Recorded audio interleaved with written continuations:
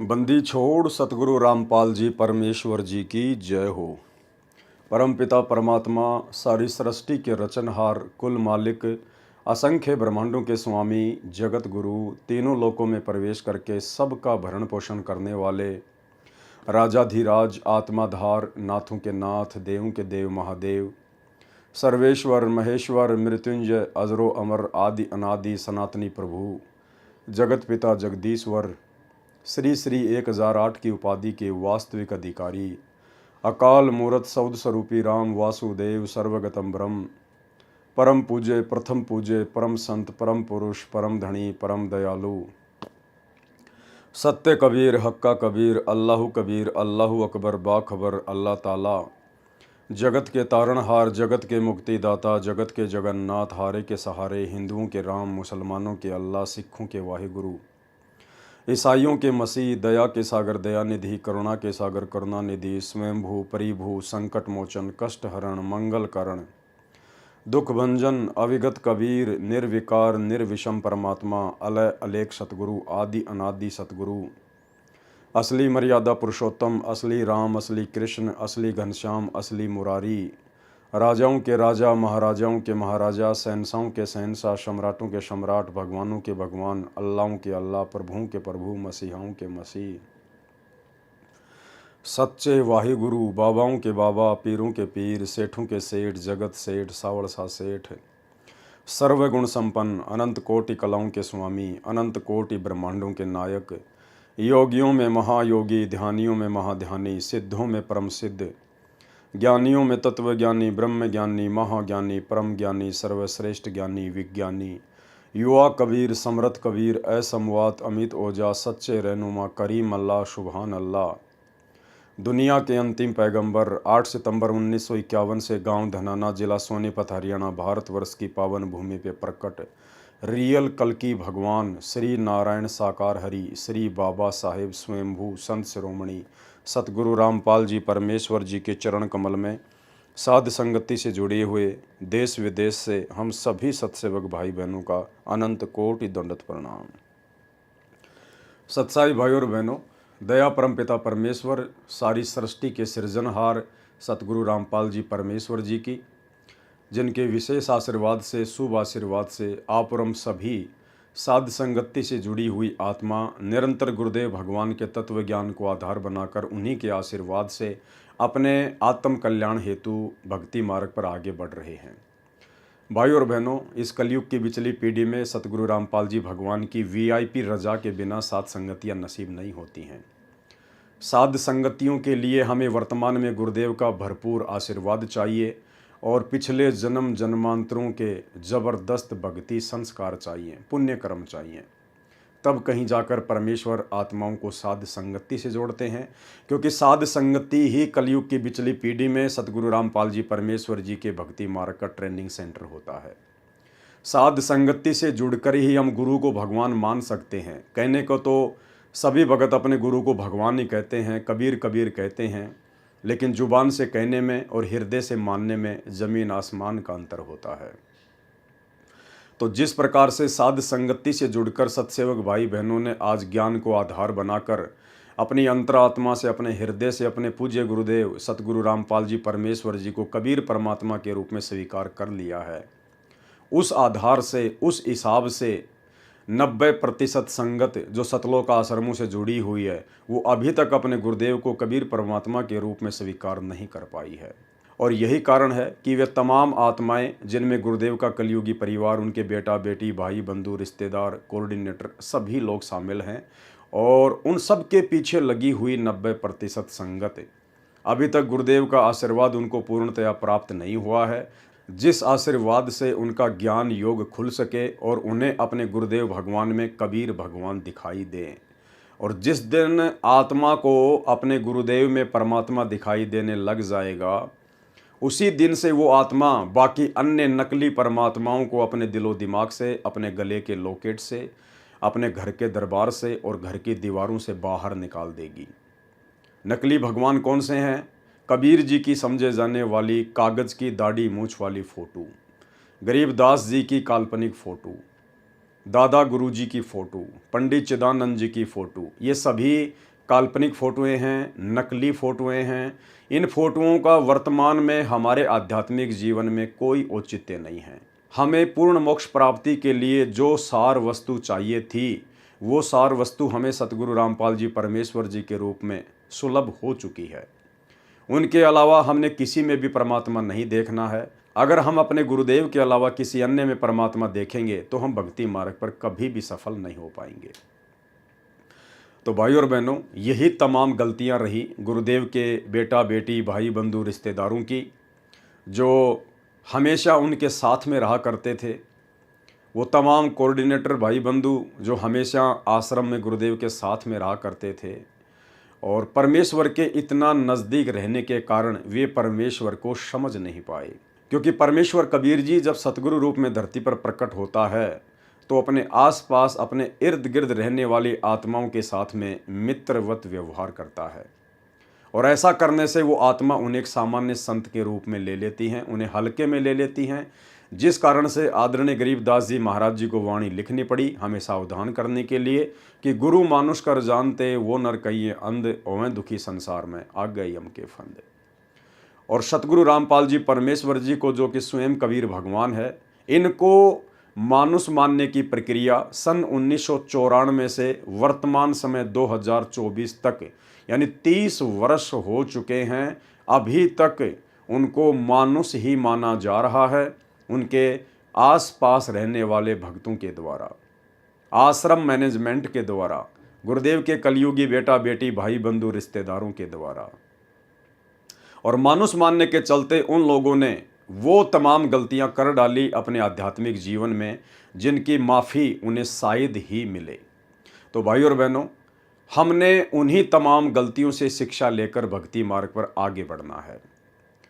आज सृष्टि रचना के माध्यम से करोथा कांड के रहस्य को समझने की दिशा में हमारा ये तीसरे नंबर का वीडियो है और ये वीडियो केवल इसीलिए बनाए जा रहे हैं, करोथा कांड का रहस्य नामक पुस्तक के ऊपर ये वीडियो इसीलिए बनाया जा रहा है ताकि हम अपने ही भगत भाई बहनों के द्वारा जो पूर्व में गुरु को मानुष मानकर गलतियां कर दी गई हैं, आज हम उन गलतियों से शिक्षा लें, सबक लें।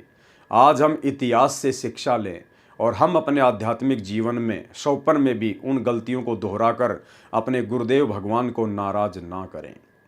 तो भाई और बहनों, साध संगति से परमेश्वर ने हम सभी को जोड़ा हुआ है, तो परमात्मा हमें उस कदर आध्यात्मिक मार्ग पर तैयार भी करेंगे जिस कदर तैयार होकर ही हम सतलोक के दर्शन कर सकते हैं। तो आज हमारा ये तीसरे नंबर का वीडियो है और इस वीडियो में करोथा कांड का रहस्य नामक पुस्तक के ऊपर हम बातें कर रहे हैं। तो आगे करोथा कांड का रहस्य पुस्तक के लेखक भगत विजय दास जी ने क्या लिखा है। हम एक परमपिता परमात्मा के बच्चे हैं। देखो, ये बात तो बिल्कुल सही है कि हम सब एक परमपिता परमात्मा सतगुरु रामपाल जी भगवान के इस कबीर परमात्मा के बच्चे हैं।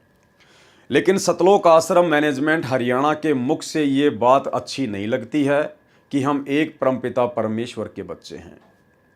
अगर ये लोग हमें एक परमपिता परमेश्वर के बच्चे मानते तो ये लोग साथ संगतियों में आकर विघ्न नहीं डालते, बाधाएं उत्पन्न नहीं करते। उसी परमपिता परमेश्वर जी के बच्चों को जो साथ संगति के माध्यम से गुरु महिमा करते हैं, गुरु को परमेश्वर मानकर उनको भोग लगाते हैं, पूरी रात उनके सत्संगों पर ज्ञान चर्चा करते हैं, भक्ति मार्ग पर दृढ़ होने की दिशा में प्रयास करते हैं, उन्हीं परमपिता परमेश्वर के बच्चों को आप लोग लठों से मारते हो, लातों से मारते हो। उन्हीं बच्चों के ऊपर आप मुकदमे करते हो, उनको जेल भिजवा देते हो। उन्हीं बच्चों को आप जी पुलिस का सहारा लेकर पुलिस से भी पिटवाते हो। तो आप लोगों के मुख से, सतलोक आश्रम मैनेजमेंट हरियाणा के मुख से ये बात अच्छी नहीं लगती कि हम सब एक परमपिता परमेश्वर जी के बच्चे हैं। हम सब एक परमपिता परमात्मा के बच्चे हैं। प्रत्येक आत्मा परमात्मा की खोज में लगी है। प्रभु महिमा का ज्ञान धर्म गुरुओं से सुना जाता है। प्रत्येक धर्म गुरुजन अपने अपने पवित्र सदग्रंथों को प्रमाण रूप में लेकर ज्ञान प्रचार करते हैं। पूर्व समय में मानव समाज शिक्षित नहीं था। केवल कुछ ही व्यक्ति संस्कृत भाषा को जानने वाले थे, जिन्हें पंडित अर्थात विद्वान कहा जाता था। पंडित जन नगर नगर गांव गांव जाकर धर्म का प्रचार करते थे तथा पवित्र वेदों तथा पवित्र पुस्तकों व पवित्र गीता जी को आधार बताकर सत्संग किया करते थे। उन विद्वानों ने जैसा भी सदग्रंथों को समझा उसी आधार से ज्ञान जनता को दिया। जिन सदग्रंथों का प्रमाण लेकर जनता को ज्ञान बांटा गया वे आज भी विद्यमान हैं। उन्हीं सदग्रंथों में लिखा ज्ञान यदि अन्य संत या विद्वान प्रचार करें तो किसी को कोई आपत्ति नहीं होनी चाहिए। लेखक लिख रहा है कि संत रामपाल जी ने भी उन्हीं विद्वानों की पुस्तकों को लेकर जनता को समझाना चाहा कि भाई स्वामी दयानंद सरस्वती जी के विचार शास्त्र सम्मत नहीं है, आध्यात्मिकता के अनुरूप नहीं है। तो संत रामपाल जी का भयंकर रूप से विरोध हुआ, करोथा कांड हुआ।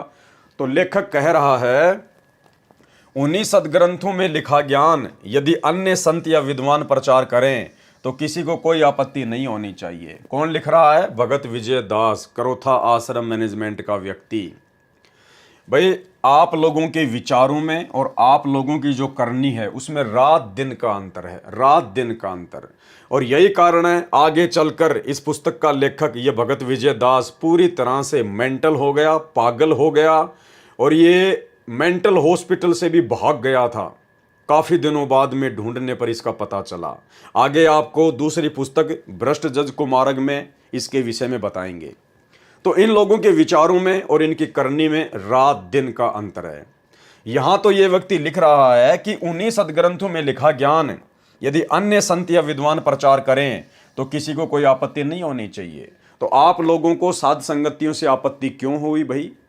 हम भी तो सतगुरु रामपाल जी परमेश्वर जी के सत्संगों को आधार बनाकर, उन्हीं के ज्ञान को आधार बनाकर अपने आप को भक्ति मार्ग पर दृढ़ करने के लिए साध संगतियां रखवाते हैं। तो आप लोगों को आपत्ति क्यों हो रही है? आप लोग क्यों जबरदस्ती असुरों की भांति साध संगतियों में आकर विघ्न पैदा करते हो? इसलिए भाई और बहनों, परमात्मा कहते हैं कि करनी तज कथनी कथ है, अज्ञानी दिन रात, कुत्ते जूं भोकत फिरै, सुनी सुनाई बात। हमने शिक्षा लेनी है इस पॉइंट से कि हम सत्सेवक भाई बहनों की इस भक्ति मार्ग में कथनी और करनी एक होनी चाहिए।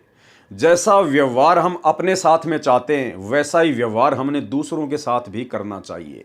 जबकि ये आदत सतलोक आश्रम मैनेजमेंट हरियाणा में नहीं है, गुरुदेव के बेटा बेटी भाई बंधु रिश्तेदारों में नहीं है। वर्तमान में सब सदग्रंथों का हिंदी अनुवाद उपलब्ध है। यदि शंका हो तो उन सदग्रंथों से तुलना की जा सकती है। पूर्व पंडितों, महर्षियों व संतों द्वारा अपने अनुभव की लिखी पुस्तकों से पता चल जाता है कि उन्होंने सदग्रंथों अनुसार अपना अनुभव लिखा है या नहीं। वर्तमान में कोई संत विद्वान सदग्रंथों को बताकर ज्ञान प्रचार करता है तथा उसका ज्ञान पूर्व वाले महर्षियों व पंडितों तथा संतों के विचारों से भिन्न है तो सत्य या असत्य का निर्णय सदग्रंथ से ही करना चाहिए। भाई यही तो हम कर रहे थे। हम सत्सेवक भाई बहन साध संगतियों के माध्यम से यही तो कर रहे थे। तो लेखक भगत विजय दास क्या लिख रहा है? पूर्व पंडितों, महर्षियों व संतों द्वारा अपने अनुभव की लिखी पुस्तकों से पता चल जाता है कि उन्होंने सदग्रंथों अनुसार अपना अनुभव लिखा है या नहीं। वर्तमान में कोई संत विद्वान सदग्रंथों को बताकर ज्ञान प्रचार करता है तथा उसका ज्ञान पहले वाले महर्षियों व पंडितों तथा संतों के विचारों से भिन्न है तो सत्य या असत्य का निर्णय सदग्रंथों से ही करना चाहिए, न कि लड़ाई झगड़ा करके, ना कि लड़ाई झगड़ा करके। अरे तो हम सत्सेवकों ने यही तो किया था। हमने इस बेचारी नादान भोली भाली संगत को तुम सतलोक आश्रम मैनेजमेंट हरियाणा वालों के द्वारा सतगुरु रामपाल जी परमात्मा जी के सत्संगों के विरुद्ध जो घटिया कुकर्म किए गए हैं, हम केवल उन्हीं की तो जानकारी दे रहे थे कि भाई आज से पहले हमारे गुरुदेव भगवान तो हमें सत्संगों के माध्यम से क्या शिक्षा दे के गए हैं, क्या उपदेश देकर गए हैं। गुरुदेव ने तो हमें शिक्षा दी कि बेटा हमें राजनीति से दूर रहना चाहिए, भगत को अगर भक्ति करनी है तो राजनीति से दूर रहना चाहिए। और तुम लोगों ने सतलोक आश्रम मैनेजमेंट हरियाणा वालों ने उन्हीं सत्संगों के विरुद्ध भगत समाज से राजनीति करवा दी। 2019 में कांग्रेस को वोट डलवाए, समर्थन करवाया। 2024 में बीजेपी को वोट डलवाए, समर्थन करवाया। तो यही तो सारी बातें हम भगत समाज को बता रहे हैं, संगत को बता रहे हैं कि भाई आप स्वयं निर्णय करो कि सतलोक आश्रम मैनेजमेंट हरियाणा आपको भक्ति मार्ग में आगे बढ़ा रहा है या गुरुजी के सत्संगों के विरुद्ध कर्म करवाकर काल की गोद में बैठा रहा है। आप लोगों ने धनाना में स्टेडियम बना दिया 50 लाख रुपए का, जो परमात्मा के विधान के विपरीत है। आप लोग धनाना आश्रम में 3 एकड़ जमीन में हॉस्पिटल का काम शुरू कर दिए हैं, जो कि परमात्मा के विधान के खिलाफ है। आपने अपने आश्रम चलाने के लिए, धनाना गांव वालों को खुश करने के लिए गांव में एम्बुलेंस चला दी हैं फ्री में, बसें चला दी हैं फ्री में। आपने गांव वालों की रोडें ठीक करवाने के लिए भक्तों को मजदूर बना दिया। आपने हरियाणा के जाट आरक्षण में बिरानी आग में बेचारे भक्तों को बैठा दिया।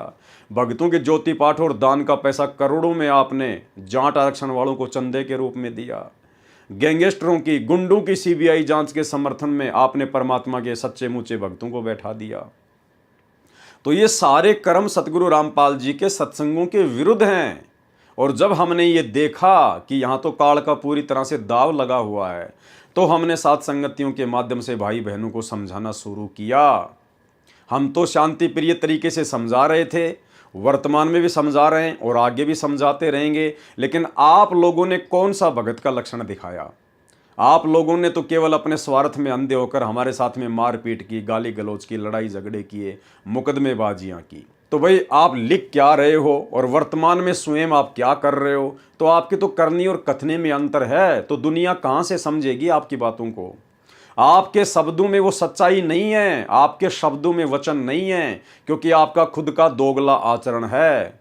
इसलिए दुनिया को जो आप उपदेश दे रहे हो ये पुस्तक लिख के, तो दुनिया आपकी बातों पर कैसे यकीन करेगी? आपके शब्दों का जो है असर ही नहीं होगा। वर्तमान में कोई संत विद्वान सदग्रंथों को बताकर ज्ञान प्रचार करता है तथा उसका ज्ञान पूर्व वाले महर्षियों व पंडितों तथा संतों के विचारों से भिन्न है, तो सत्य या असत्य का निर्णय सदग्रंथों से ही करना चाहिए, न कि लड़ाई झगड़ा करके। लड़ाई झगड़ा आदि उपद्रव वे लोग करते हैं या करवाते हैं। लड़ाई झगड़ा आदि उपद्रव वे लोग करते या करवाते हैं जिनको ये पता लग जाता है कि तुम्हारा ज्ञान शास्त्रों के विरुद्ध है। जिस प्रकार सतलोक आश्रम मैनेजमेंट हरियाणा को साध संगति के वीडियो देखकर ये पता चल चुका है कि तुमने जो जो काल प्रेरणा से संत रामपाल जी के सत्संगों के विरुद्ध कुकर्म किए हैं और भगत समाज से करवाए हैं, जो कि एविडेंस बन चुके हैं, वो प्रमाण बन चुके हैं, वे सारे के सारे सतगुरु रामपाल जी के सत्संगों के विरुद्ध हैं। लड़ाई झगड़ा आदि उपद्रव वे लोग करते या करवाते हैं जिनको ये पता चल जाता है कि तुम्हारा ज्ञान शास्त्रों के विरुद्ध है, संत रामपाल जी के सत्संगों के विरुद्ध। सतलोक आश्रम मैनेजमेंट हरियाणा के ये तमाम कुकर्म हैं। यदि अनुयायियों को पता चल गया, यदि संगत को पता चल गया साथ संगतियों के माध्यम से, तो तुम्हारे पास उत्तर नहीं है। सतलोक आश्रम मैनेजमेंट हरियाणा के पास में कोई जवाब नहीं है, क्योंकि टोटल गुरुजी की मर्यादाओं के विरुद्ध कार्य ये लोग कर रहे हैं। अनुयायी उनको छोड़कर पूर्ण संत के पास चले जाएंगे। सतलोक आश्रम मैनेजमेंट हरियाणा को यह डर बैठ गया, अगर सात संगतियां नहीं रुकवाई तो अनुयायी यानी संत रामपाल जी की संगत, उनके भगत सतलोक आश्रम मैनेजमेंट हरियाणा को छोड़कर पूर्ण संत के पास चले जाएंगे, अर्थात साध संगतियों में चले जाएंगे। और तुम्हारी धर्म की आड़ में चल रही दुकान बंद ना हो जाए और तुम्हारे सतलोक आश्रम बंद ना हो जाएं, क्योंकि संगत को तो सच्चाई चाहिए, वो तो अपने मोक्ष के लिए जुड़ी है। और जब संगत सात संगतियों से जुड़ने लगी तो आप लोगों ने सात संगतियों में आकर बाधा उत्पन्न करनी शुरू कर दी, क्योंकि तुम्हारी दुकानें धीरे धीरे बंद होने लगी थी। तुम्हें डर सताने लगा, तुम्हें भय सताने लगा कि अगर इसी प्रकार से संगत सात संगतियों में जाने लगी तो हमारी तो दुकानें बंद हो जाएंगी, हमारे तो आश्रम बंद हो जाएंगे। तुम्हारी धर्म की आड़ में चल रही दुकान बंद न हो जाए। वे लोग जनता को धर्म की आड़ में मरने व मारने को प्रेरित करते हैं, और तुम सतलोक आश्रम मैनेजमेंट हरियाणा वालों ने बेचारी नादान संगत को गुरुजी का झूठा आदेश बताकर सात संगतियों में आकर विघ्न पैदा करने के लिए तुमने उनको जो है प्रेरित किया। इसी का परिणाम करोथा कांड है। भाई ठीक है, तुम करोथा कांड की जानकारी दुनिया को दे रहे हो, बहुत अच्छी बात है, लेकिन तुम्हारा वर्तमान में आचरण क्या है? आज वर्तमान में सतलोक आश्रम मैनेजमेंट हरियाणा और जिन लोगों ने करोथा कांड करवाया आर्य समाजियों ने, उनमें कोई अंतर नहीं है, रत्ती भर भी अंतर नहीं है। जबकि वर्तमान का सतलोक आश्रम मैनेजमेंट हरियाणा, गुरुजी के बेटा बेटी भाई बंधु रिश्तेदार ये कोऑर्डिनेटर इतने नीचे गिर चुके हैं कि आर्य समाज से भी इन्होंने संत रामपाल जी के मार्ग को ज्यादा नुकसान पहुंचाया है। और ये आर्य समाज के कारण तो संत रामपाल जी केवल 21 महीने ही रोहतक की जेल में रहे थे जब करोथा कांड हुआ था। लेकिन बरवाला कांड में तो आर्य समाजियों का कोई रोल नहीं है, किसी का कोई रोल नहीं है। बरवाला कांड तो टोटल सतगुरु रामपाल जी परमात्मा के कलयुगी परिवार की मनमानियों का नतीजा है, मुख्य सेवादारों की मनमानियों का नतीजा है, स्टेट कोऑर्डिनेटरों की अज्ञानता और नासमझी का नतीजा है। अरे तुम लोगों की महागलतियों के कारण तो संत रामपाल जी 10 साल से जेल में बैठने को मजबूर हैं। आर्य समाजियों के कारण तो केवल 21 महीने जेल में रहे थे और तुम लोगों की मनमानियों के कारण आज 10 साल से जेल में बैठे हुए हैं। तो तुम लोग तो आर्य समाजियों से भी कहीं ज्यादा दोषी हो संत रामपाल जी की नजरों में। इसी का परिणाम करोथा कांड है। भाइयों और बहनों, करोथा कांड हो चुका है, उसका फैसला भी आ चुका है, सब कुछ हो चुका है। हमने इन चीज़ों से कोई लेना देना नहीं है। जो मोटी मोटी चीज़ें थी परमात्मा ने हमें सत्संगों में बता दी। हमारा मकसद ये वीडियो बनाने का कोई करोथा कांड की राम कहानी को पढ़ने का नहीं है। हमारा मकसद है करोथा कांड के माध्यम से शिक्षा लेने का कि किस प्रकार से सतगुरु के पास में रहने वाले भक्तों ने करोथा कांड करवाने के लिए उन विशेष परिस्थितियों को जन्म दिया, किस प्रकार से गुरुदेव के साथ में रहने वाले विशेष भक्तों ने, उनके परिवार के लोगों ने सतगुरु को मानुष मानकर काल प्रेरणा से गलतियां की। हमने वो गलतियां दोहराने से बचना है। हम इसलिए वीडियो बना रहे हैं। बाकी हमें करोथा कांड की राम कहानी से कोई मतलब नहीं है। जितना मतलब था उतना पूज्य गुरुदेव ने हमें सत्संगों में बता दिया, जिसको हम समझ चुके हैं। इतना रक्तपात तो शायद विश्व युद्ध में नहीं हुआ होगा जितना स्वार्थी संतों, ऋषियों, गुरुओं, आचार्यों, काजी व मुल्लाओं ने धर्म की आड़ में करा दिया। संत रामपाल जी महाराज जी ने उन्हीं पवित्र सदग्रंथों को आधार मानकर अन्य संतों, पंथों व समाजों व महर्षियों के ज्ञान की तुलना की। संत रामपाल जी महाराज जी ने सर्वप्रथम कबीर परमेश्वर काशी में जुलाई की भूमिका करने आए थे, उनके ज्ञान की पवित्र सदग्रंथों की तुलना की, सर्व सदग्रंथों के अनुसार सत्य पाया। अन्य पंथों व आर्य समाज प्रवर्तक महर्षि दयानंद सरस्वती जी के ज्ञान की तुलना भी सदग्रंथों से व संत कबीर जी की वाणी से तुलना की तो महर्षि दयानंद जी का ज्ञान पूर्ण रूप से सदग्रंथों, वेदों व गीता आदि व संत कबीर जी की वाणी के विरुद्ध पाया। आर्य समाज प्रवर्तक श्री दयानंद सरस्वती जी ने अपने अनुभव से एक पुस्तक की रचना की जिसका नाम है सत्यार्थ प्रकाश। संत रामपाल जी महाराज ने सत्यार्थ प्रकाश को पढ़ा जिसमें कोरा अज्ञान भरा है। ठीक इसी प्रकार हम सत्सेवक भाई बहनों ने बरवाला कांड के बाद में एक पुस्तक लिखी थी, बरवाला कांड की सच्चाई, कलयुगी भाई की साजिश बरवाला कांड। हमने सतलोक आश्रम मैनेजमेंट हरियाणा के कुकर्मों को देखा, उनके द्वारा जो घटिया कर्म गुरुजी के ज्ञान के विरुद्ध किया जा रहा था। जब हमने वो देखा तो हमने वो पुस्तक लिखी थी, कलयुगी भाई की साजिश बरवाला कांड, जिसमें सतलोक आश्रम मैनेजमेंट हरियाणा का कोरा अज्ञान भरा था। सत्यार्थ प्रकाश को पढ़ा जिसमें कोरा अज्ञान भरा, जिसकी जानकारी समाचार पत्रों में, विज्ञापनों द्वारा तथा वीडियो सीडीज व ऑडियो सीडीज व कैसेट द्वारा जनता तक पहुंचाया। हमने वो कलयुगी भाई की साजिश बरवाला कांड नामक पुस्तक छपवाई और साध संगतियों के माध्यम से हमने संगत तक उस पुस्तक को पहुंचाने का कार्य शुरू किया, जिसके चलते पूरा का पूरा सतलोक आश्रम मैनेजमेंट हरियाणा बौखला गया।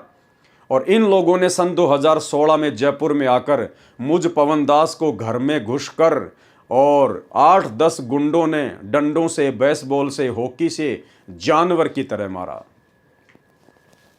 वास्तविकता से परिचित होकर शिक्षित व्यक्तियों ने आर्य समाज के वर्तमान प्रधान व अन्य पदाधिकारियों से प्रश्न किए।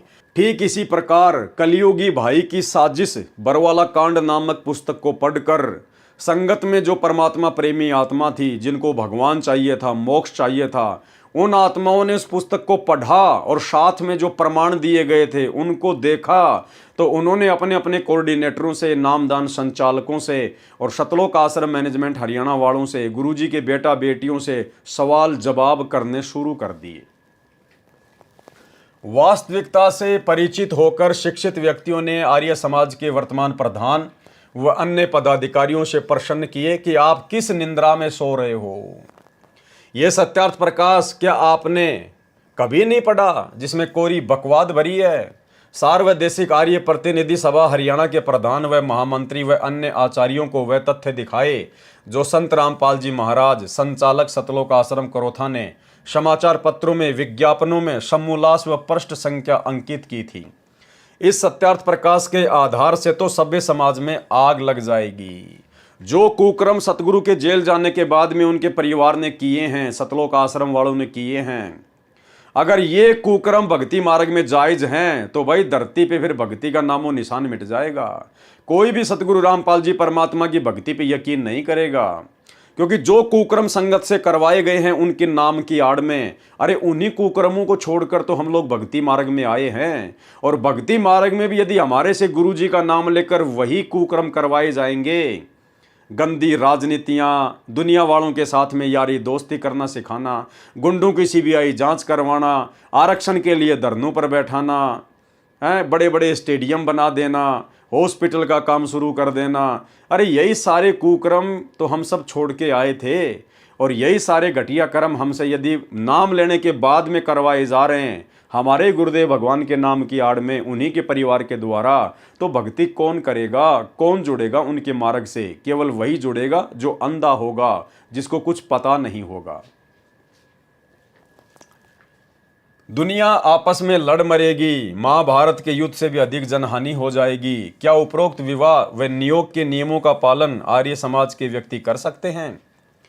यानी सत्यार्थ प्रकाश में कुछ बहुत सारी बेहुदा बातें लिखी हुई थी, उनके ऊपर दास पहले वीडियो बना चुका है, जिसमें नियोग के विषय में, यानी आर्य समाज से जुड़ी हुई एक औरत 11 गैर पुरुषों के साथ में शारीरिक संबंध बनाकर बच्चे पैदा कर सकती है विधवा होने के बाद, या उसका पति यदि विदेश चला जाए और 3 साल तक नहीं आता है तो वो समाज के गैर पुरुषों के साथ में नियोग करके अवैध शारीरिक संबंध बना के 11 पुरुषों तक वो बच्चे पैदा कर सकती है। ऐसी ऐसी घटिया बातें सत्यार्थ प्रकाश में लिखी हुई थी, जिनका खंडन सतगुरु रामपाल जी परमेश्वर जी ने समाचार पत्रों में लेख छपवा कर किया, जिस कारण उनका विरोध हुआ।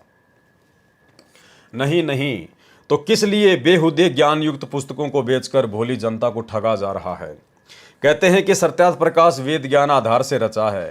ठीक इसी प्रकार सतलोक आश्रम मैनेजमेंट हरियाणा से जब कोई बात करता है कि भाई गुरुजी का तो आदेश है नहीं, गुरुजी ने तो किसी सत्संग में कहा नहीं कि बच्चों तुम्हारे को राजनेताओं के पीछे दौड़ना है, तुम्हारे को राजनेताओं की रैलियों में जाना है, या तुमने इस प्रकार से पार्टी विशेष को देखकर वोट डालना है, गुरुजी का तो आदेश है नहीं। गुरुजी ने तो मना किया है कि भाई अगर भक्ति करनी है तो राजनीति से दूर रहना पड़ेगा, कोई राजा बनो ना बनो, उनके संस्कार उनके कर्म, हम क्यों उनके पीछे दौड़े।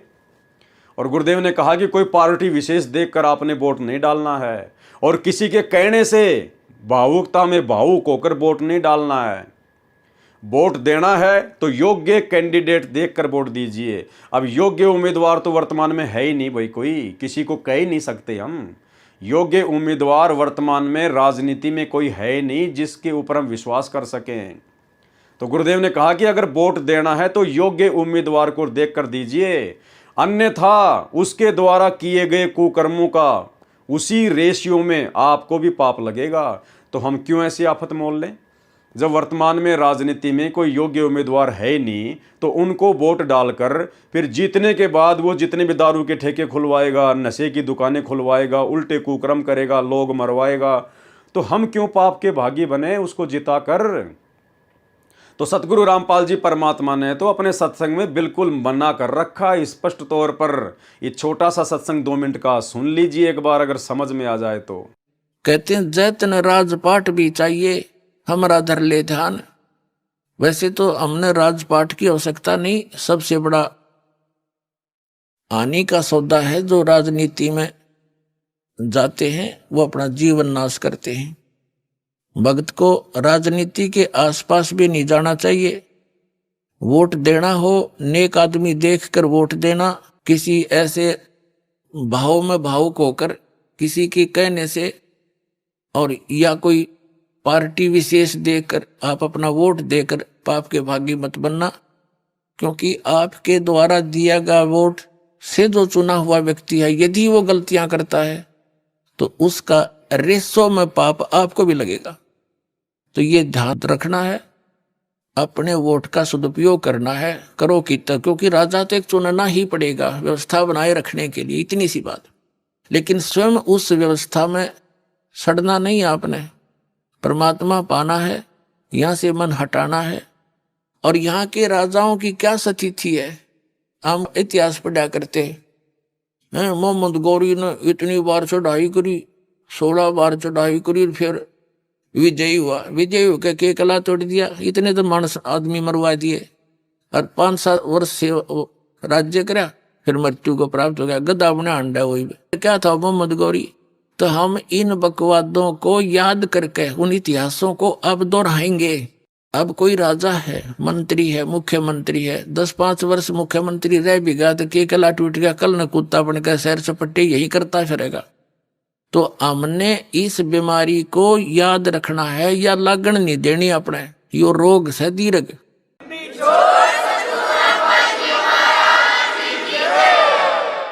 अब जैसे क्या याद दिलाते परमात्मा, सर्व सोने की लंका थी वो रावण से रणधीरम, एक पलक में राज विराजी जम के पड़े जंजीरम, मन तू सुख के सागर बसरे भाई और न ऐसा यसरे। जैसे कोई अच्छा राजनेता हुआ है और उसकी मृत्यु के उपरांत उसकी यादगार में उसका स्टेच्यू बना दिया, मूर्ति कोई पत्थर पीतल की, 1 वर्ष में उसका सत्कार करने जाते हैं, राजनेता माला डाल देते हैं, दीप जला देते हैं, उसकी आरती उतार देते हैं, और शेष समय में मनमाना वही राजनेता और कौवा बड़का अपने स्टेच्यू पे ऊपर बैठ कर बीट करता हो सिर पे। बता के जस हुआ, क्या यश हुई है? इस झूठे लोक में यदि आपने सफलता पानी है, यहाँ की मर्यादाओं की तरफ झांकना नहीं है, वही हमें हानि करती है। हम यहाँ के ठाठ बाट देखकर हम भी बह जाते हैं।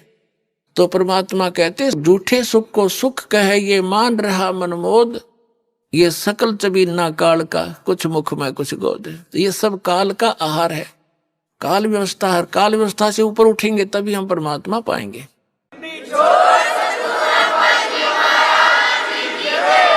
तो भाइयों और बहनों, आपने सुन लिया। अब इसलिए हमने जनता को सावधान करना शुरू किया, संगत को समझाना शुरू किया कि गुरुजी तो राजनीति के विषय में हमें क्या उपदेश दे रहे हैं, और गुरुजी का परिवार और उसी गुरु के नाम की आड़ में कि गुरुजी का हिसार जेल से आदेश है। 2019 में उनके बेटा बेटी भाई बंधु रिश्तेदारों ने, कोऑर्डिनेटरों ने कांग्रेस सरकार का जबरदस्त तरीके से समर्थन करवाया, भगतों से कांग्रेस सरकार को वोट डलवाए, भगतों को कह कह के उनके रिश्तेदारों से भी वोट डलवाए, और यहां तक उन्होंने पीले पर्चे निकाल दिए आश्रम मैनेजमेंट वालों ने। अगर कोई वोट नहीं डालेगा तो उसको गुरुद्रोही घोषित कर दिया जाएगा। गुरुजी ने कहा कि कोई पार्टी विशेष देख के वोट मत देना। इन्होंने सरेआम उसी गुरु का नाम लेके बीजेपी सरकार के नाम पे पीले पर्चे निकाल के वोट डलवा दिए। तो भाइयों और बहनों, टोटल गुरुजी के विधान के विपरीत इन्होंने कुकर्म करवाए, जिनका हम सत्सेवकों ने पुस्तकें लिख लिख कर और वीडियो बना बना कर साध संगति के माध्यम से खंडन किया। और ये लोग कहते थे कि ये सारे आदेश गुरुजी के हैं, ये सारे आदेश गुरुजी के हैं, ये सारे आदेश गुरुजी के आ रहे हैं। अरे गुरुजी के आदेश कहाँ से आ जाएंगे भाई? गुरुदेव ने हमें जो आदेश देना था हमें अपने सत्संगों में दे दिए। जब तक गुरुजी हमारे सामने प्रत्यक्ष प्रकट नहीं होंगे तब तक हम उनके सत्संग रूपी आदेश ही फॉलो करेंगे। यही परीक्षा है और यही एक नेक भगत के लक्षण हैं। वो किसी अन्य की बात पे विश्वास नहीं करेगा। जब उसके गुरु ने उसको फाइनल भक्ति का विधान दे दिया, सत्संग दे दिए, क्योंकि गुरुदेव के सत्संग भक्ति का फाइनल विधान है, संविधान है। जब कल को गुरुदेव भगवान भी पृथ्वी पर नहीं रहेंगे तो भी उनके सत्संग रहेंगे। तो सत्संगों में जो गुरुदेव ने कह दिया वो अटल है, वो फाइनल है। जिस कारण से हमने इन लोगों की मनमानियों को संगत के सामने उजागर करना शुरू किया, तो सतलोक आश्रम मैनेजमेंट हरियाणा को लगा कि हमारा धार्मिक धंधा बंद हो जाएगा, संगत आश्रमों में आना छोड़कर साथ संगतियों से जुड़ जाएगी। तो इन लोगों ने फिर काल प्रेरणा से असुर स्वभाव धारण कर लिया, राक्षस स्वभाव धारण कर लिया और हमारे धार्मिक अनुष्ठानों में, साथ संगतियों में विघ्न डालना शुरू कर दिया। कहते हैं कि सत्यार्थ प्रकाश का ज्ञान वेद आधार से रचा है, परंतु पूरा विवरण वेद ज्ञान विरुद्ध है। इसी प्रकार सतलोक आश्रम मैनेजमेंट हरियाणा के सारे कर्म सतगुरु रामपाल जी के विधान के विपरीत हैं, सत्संगों के विपरीत है। प्रिय पाठकगण, आगे पढ़े इसी पुस्तक में आश्चर्यजनक त्रुटियां जो सत्यार्थ प्रकाश में विद्यमान है। ऐसी सच्चाई का आर्य समाज के मुखियाओं के पास उत्तर नहीं था। आज जब हम आश्रम वालों से सवाल जवाब करते हैं तो इनके पास में कोई जवाब नहीं होता, सिवाय इस बात के, कोई भी व्यक्ति अगर इनसे सवाल करता है ज्ञान आधार से तो ये लोग झट से एक ही जवाब देते हैं कि लगता है तुम पवन दास के संपर्क में आ गए, लगता है तू गुरुद्रोहियों के संपर्क में है, क्योंकि जवाब इनके पास में नहीं है, आश्रम वालों के पास में जवाब नहीं है। इसलिए सीधा ये कह देते हैं कि लगता है तुम गुरुद्रोहियों के संपर्क में आ गए। नाच न जाने आंगन टेढ़ा, जिसको नाचना नहीं आता वो फिर यही बहाना बनाता है कि भई आंगन टेढ़ा मेढ़ा है, कहीं मेरे पैर में चोट ना लग जाए। ऐसी सच्चाई का आर्य समाज के मुखियाओं के पास उत्तर नहीं था। उन्होंने अपने अनुयायियों को संत रामपाल जी के विरुद्ध अन्य आरोप लगाकर भड़काया। ठीक इसी प्रकार सतलोक आश्रम मैनेजमेंट हरियाणा ने जब उनके पास में कोई जवाब नहीं था तो उन्होंने मुझ पवन दास के खिलाफ संगत को भड़काना शुरू कर दिया कि वो गुरुजी की जमानत के नाम पर, आश्रम खोलने के नाम पर भक्तों से पैसे हड़प रहा है। गुरुजी का आदेश है, अगर किसी ने उसका वीडियो देख लिया तो उसका नाम खंड हो जाएगा। पता नहीं तरह तरह के लांछन मुझ पवन दास के ऊपर लगाए गए, जिस प्रकार आर्य समाजियों के द्वारा पूज्य गुरुदेव जी के ऊपर लगाए गए। उन्होंने अपने अनुयायियों को संत रामपाल जी के विरुद्ध अन्य आरोप लगाकर भड़काया तथा संत रामपाल को जान से मारने के अतिरिक्त कोई विकल्प नहीं सूझा, जिस कारण से करोथा कांड किया और करवाया। और ठीक इसी प्रकार अंत में सतलोक आश्रम मैनेजमेंट हरियाणा ने भी जब कोई चारा इनके पास में नहीं बचा कि तुम्हारे अज्ञान और पाखंड की पोल खुलती जा रही है, तो अंत में इन्होंने मेरे ऊपर 420 का झूठा मुकदमा बनवाकर हिसार की जेल में डलवा दिया। करोथा कांड का कारण, भाई और बहनों, ये वही 9 नंबर का पेज है जो मैंने आपको 2 नंबर के पार्ट में शुरू में दिखाया था कि करोथा कांड का मुख्य कारण क्या था। करोथा कांड का मुख्य कारण था जब गुरुजी महाराष्ट्र के पूना शहर में सत्संग करने के लिए गए हुए थे महीने भर के लिए, तो पीछे से गुरुजी के भाई ने और सतलोक आश्रम करोथा के जो मुख्य सेवादार थे, उन्होंने बिना अपने गुरुजी की सलाह के, बिना अपने गुरुजी से विचार विमर्श किए, बिना गुरुजी की आज्ञा के काल प्रेरणा से एक भगत से 1 एकड़ जमीन दान में ले ली और आगे चलकर उसी जमीन के ऊपर मुकदमा हुआ और उसी मुकदमे के माध्यम से आर्य समाजियों को सतलोक आश्रम करोथा के ऊपर आक्रमण करने का मौका मिला।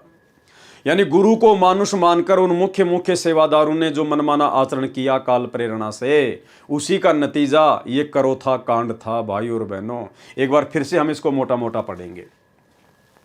सतलोक आश्रम करोथा के संस्थापक सतगुरु रामपाल जी का जन्म 8 सितंबर 1951 में गांव धनाना, जिला सोनीपत, हरियाणा राज्य के एक किसान परिवार में हुआ। इनके पिता का नाम श्री नंदलाल जी है। संत रामपाल जी गृहस्थी हैं। इनके 2 लड़के तथा 2 लड़कियां संतान रूप में है।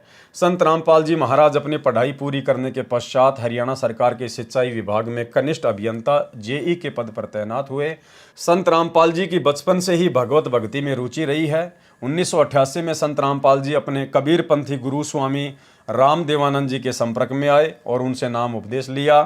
स्वामी रामदेवानंद जी ने संत रामपाल जी को कबीर साहिब के मार्ग का पूर्ण ज्ञान करवाकर उनको आगे नाम उपदेश देने का आदेश दिया, जबकि ऐसा कुछ भी नहीं है। भाई और बहनों, स्वामी रामदेवानंद जी के पास में वो भक्ति मार्ग का पूर्ण ज्ञान नहीं था जो ज्ञान सतगुरु रामपाल जी परमात्मा के पास में हो सकता है, क्योंकि सतगुरु रामपाल जी स्वयं कबीर परमात्मा है। उनसे बढ़कर सृष्टि में किसी को भी पूर्ण ज्ञान नहीं है, कोई भी परम ज्ञानी नहीं है, पूर्ण संत नहीं है।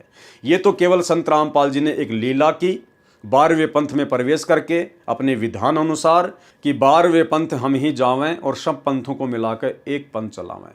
तो 17 फरवरी 1988 को सतगुरु रामपाल जी परमेश्वर जी ने ठीक उसी प्रकार लीला की जैसी लीला उन्होंने 650 साल पहले बनारस के काशी में पंडित रामानंद जी को अपना मुंह बोला गुरु बना के की। तो 17 फरवरी 1988 को सतगुरु रामपाल जी परमात्मा ने अर्थात उसी कबीर भगवान ने आदरणीय राम देवानंद जी को लोक दिखावे में और गुरु शिष्य परंपरा को बनाए रखने के लिए अपना मुंह बोला गुरु बनाया।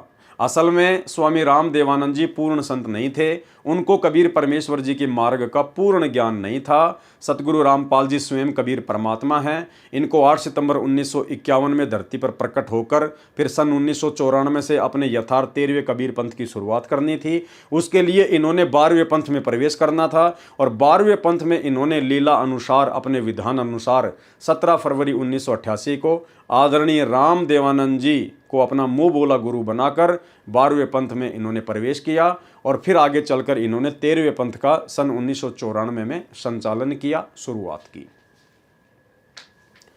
स्वामी राम देवानंद जी ने संत रामपाल जी को कबीर साहिब के मार्ग का पूर्ण ज्ञान करवाकर उनको आगे नाम उपदेश देने का आदेश दिया। ये लेखक इस प्रकार की बातें क्यों लिख रहा है? क्योंकि लेखक संत रामपाल जी को कबीर नहीं मानता। सतलोक आश्रम मैनेजमेंट हरियाणा आज भी सतगुरु रामपाल जी को पूर्ण परमात्मा नहीं मानता, पूर्ण संत नहीं मानता है, केवल मानुष मानता है। और गुरु को मानुष मानने वाला व्यक्ति गलती करता ही करता है। इसीलिए गरीबदास जी ने कहा है कि गुरु मानुष कर जानते वो नर कहिए अंध, ओवें दुखी संसार में आगे यम के फंद। तो आज हमें ये सारी बातें ठीक ठीक समझ में आएंगी। उन भाई बहनों को जो साध संगतियों से जुड़ चुके हैं, जिनको अपने गुरुजी में परमात्मा नजर आता है, उन्हीं को ये बातें समझ में आएंगी कि असल में लीला क्या है।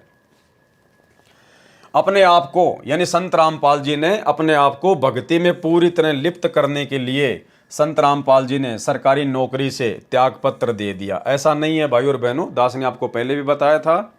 संत रामपाल जी ने जेई की नौकरी से त्यागपत्र स्वयं को भक्ति पर लिप्त करने के लिए नहीं दिया। अरे वे तो स्वयं परमात्मा हैं, पूर्ण संत हैं, परम ज्ञानी हैं, जगत गुरु हैं, तत्वदर्शी संत हैं।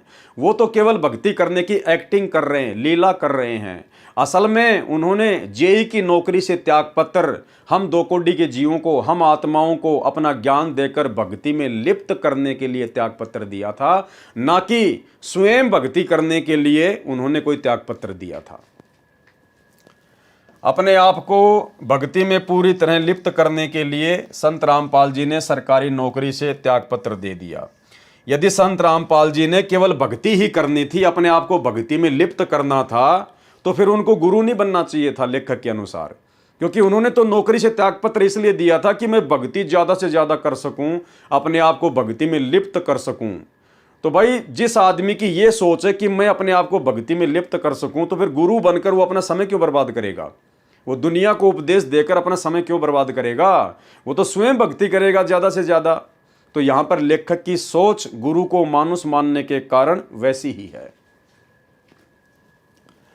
अपने आप को भक्ति में पूरी तरह लिप्त करने के लिए संत रामपाल जी ने सरकारी नौकरी से त्यागपत्र दे दिया, जो हरियाणा सरकार द्वारा स्वीकृत है, और घर को भी पूर्ण परमात्मा के प्रचार प्रसार के लिए छोड़ दिया। संत रामपाल जी ने अपने परिवार को सन 1995 में ही छोड़ दिया था, जिस परिवार के पीछे आज वर्तमान में लाखों की संगत अंधी होकर चल रही है और अपनी मर्यादा तोड़ रही है। स्वामी राम देवानंद जी महाराज गांव छुडानी में स्थित गरीबदास महाराज के आश्रम में आया करते थे, इसलिए संत रामपाल जी ने भी अपने गुरु के दर्शन करने जाने होते थे तथा वहां पर सत्संग करना प्रारंभ कर दिया।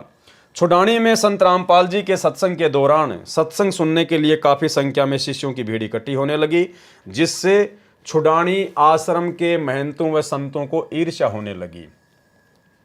क्रोथा कांड की जड़ क्या है भाई और बहनों, आपको मैंने कल के वीडियो में भी बताई थी, आपको फिर से बताना थोड़ा ज़रूरी है ताकि जो नए भगत भाई बहन जुड़ते हैं उनको भी जानकारी हो।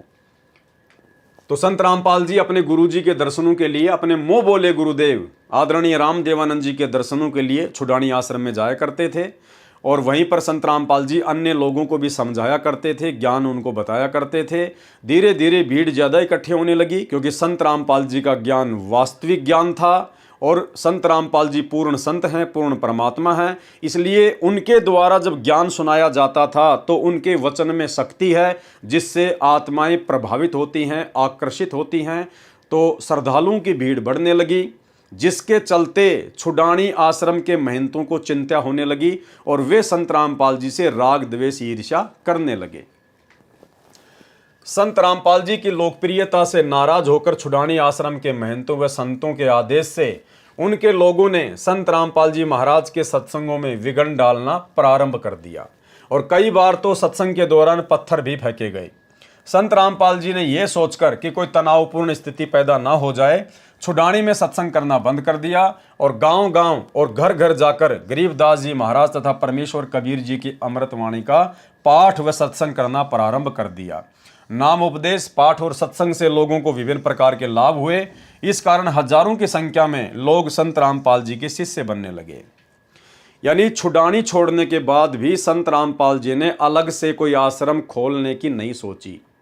संत रामपाल जी ने अलग से आश्रम खोलकर सत्संग करने की कोई बात अपनी संगत में नहीं की, लेकिन मनमुखी भक्तों ने काल प्रेरणा से संत रामपाल जी को सलाह देना शुरू कर दिया कि गुरुजी एक आश्रम खोल लीजिए, गुरुजी आश्रम खोल लीजिए, गुरुजी आश्रम खोल लीजिए।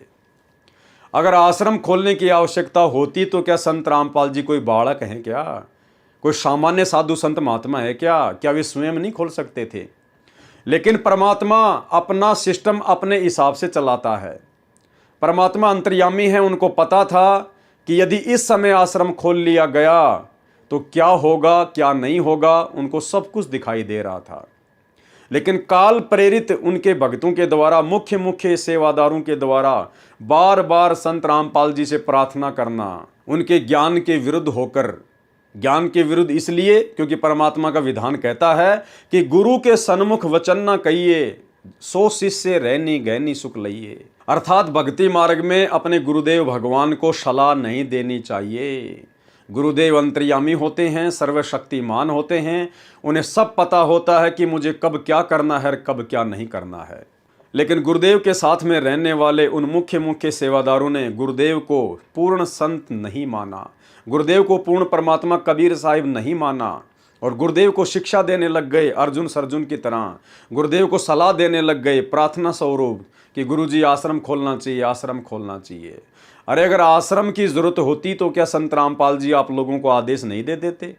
क्या संत रामपाल जी आप लोगों को नहीं बताते अगर आश्रम की आवश्यकता होती तो? लेकिन संत रामपाल जी अपने हिसाब से अपना कार्य करना चाहते थे, लेकिन बीच में काल प्रेरित जीवों ने टांग अड़ाना शुरू कर दिया और भाई और बहनों उसी का नतीजा आगे चलकर ये करोथा कांड हुआ। देखिए सन 1999 में शिष्यों ने यानी भक्तों ने सतगुरु संत रामपाल जी से प्रार्थना की कि वह एक अपना अलग से आश्रम बनाए। जो मुख्य मुख्य सेवादार थे गुरुदेव के साथ में, उनका भाई ये बसंत सैनी जैसे, ये पुरुषोत्तम सैनी जैसे, इन लोगों ने गुरुदेव को सलाह देनी शुरू कर दी कि गुरुजी एक अलग से आश्रम बनाया जाए, एक अलग से आश्रम खोला जाए। सन 1999 में शिष्यों ने सतगुरु संत रामपाल जी से प्रार्थना की कि वह एक अपना अलग से आश्रम बनाए ताकि भक्तों को दर्शन और भक्ति के लिए एक सार्वजनिक स्थल उपलब्ध हो सके। भाई भक्तों को दर्शन क्या पहले नहीं मिल रहा था? अरे भैया, परमात्मा ने छुडानी में आश्रम करना बंद कर दिया और उसके बाद परमात्मा गांव-गांव जाकर, नगर-नगर जाकर अपना सत्संग कर रहे थे। तुम लोग खुद ही तो लिख रहे हो। और गांव-गांव और घर-घर जाकर गरीबदास जी महाराज तथा परमेश्वर कबीर जी की अमृतवाणी का पाठ व सत्संग करना प्रारंभ कर दिया। तो क्या भक्तों को आशीर्वाद नहीं मिल रहा था? क्या भक्तों को गुरु जी के दर्शन नहीं हो रहे थे? लेकिन काल प्रेरणा से इन्होंने गुरुदेव को सलाह देना शुरू कर दिया आश्रम खोलने के लिए। और फिर क्या किया उन लोगों ने? शिष्यों ने गांव करोथा जिला रोहतक में एक जमीन के टुकड़े का प्रबंध किया और महाराज जी से अनुरोध किया कि आप वहां पर एक आश्रम बनाइए। खुद ही मनमुखी रूप से, खुद ही विचार विमर्श करके, सलाह करके, मनमुखी होकर उन मुख्य मुख्य सेवादारों ने, सतलोक आश्रम के मैनेजमेंट ने गांव करोथा में, जहां पर करोथा आश्रम बना हुआ है, उस जमीन का प्रबंध किया और फिर गुरुदेव से कहा कि अब आप वहां पर आश्रम खोलिए। शिष्यों ने गांव करोथा जिला रोहतक में एक जमीन के टुकड़े का प्रबंध किया और महाराज जी से अनुरोध किया कि आप वहां पर एक आश्रम बनाइए। सर्व संगत के सहयोग से गांव करोथा में सतलोक आश्रम का निर्माण हुआ और उसका प्रबंध बंदी छोड़ भक्ति मुक्ति ट्रस्ट के हवाले किया।